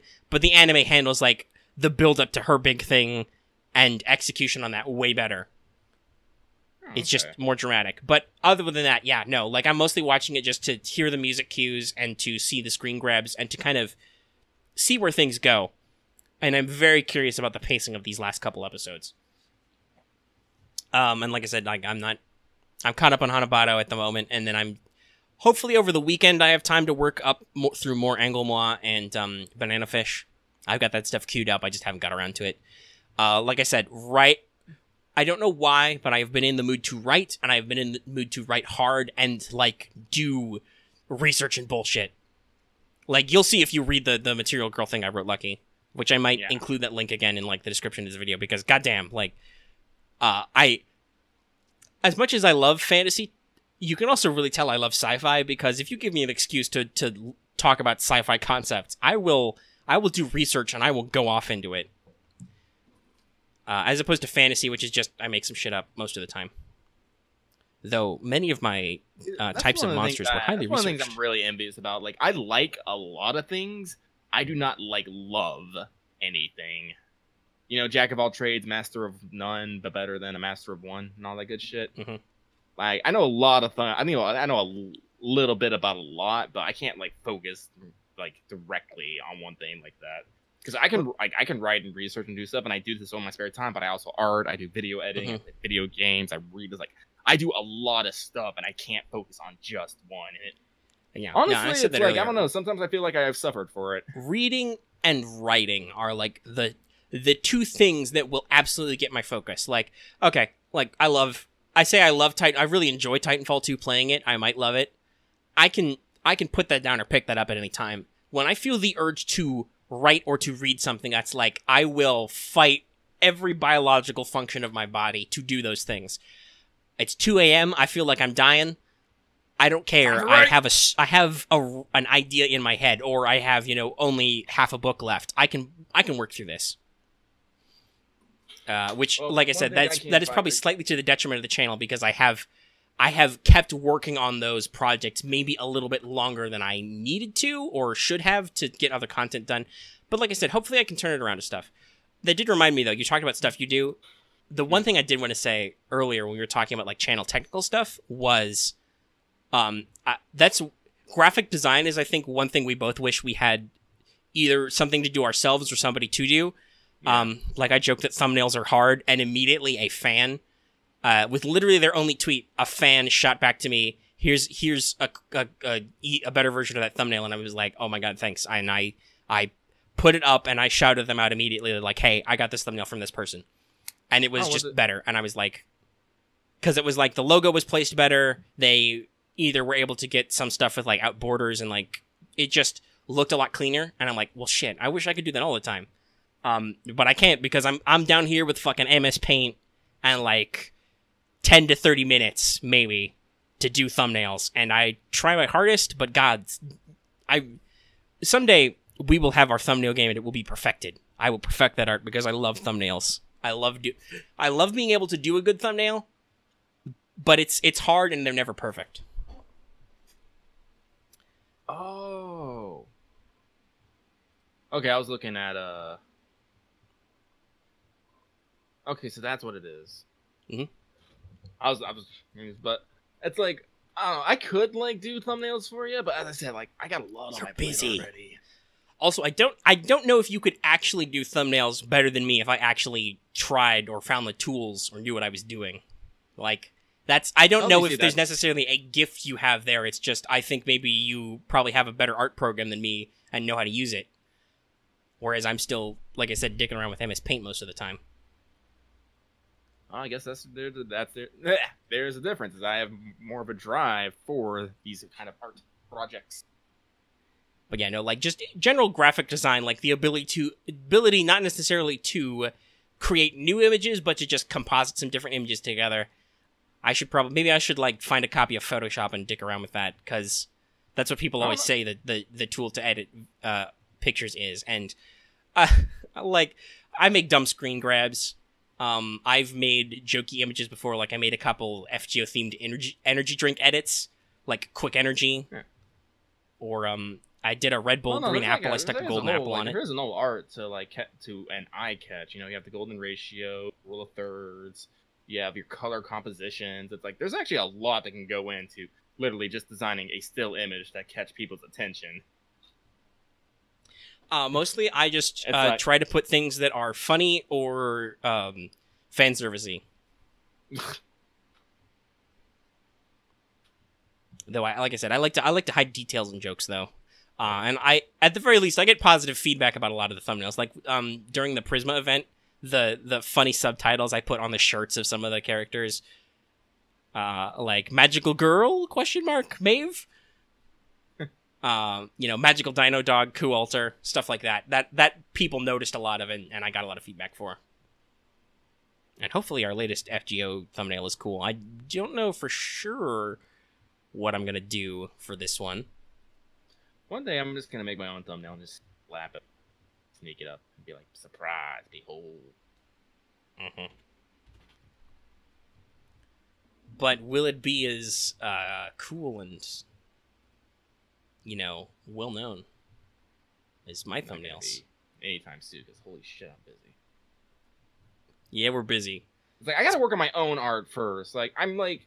One of the things like I was thinking I was gonna do is I was gonna like during the next Let's Talk XGO is last time we recorded I literally played FGO and I recorded it and I threw that up on the video so you could literally see what I was doing while I talked. This time I was thinking I would like open up my art program and work on my Brave Liz art while that happened. I don't know if I can multitask that well though. Yeah, I was just thinking I don't for when he stops talking. There were some points where like I did like you as editor Lucky, you had some commentary about like I don't know if I have enough time, and yeah, I could definitely have paused a little bit better, though I don't.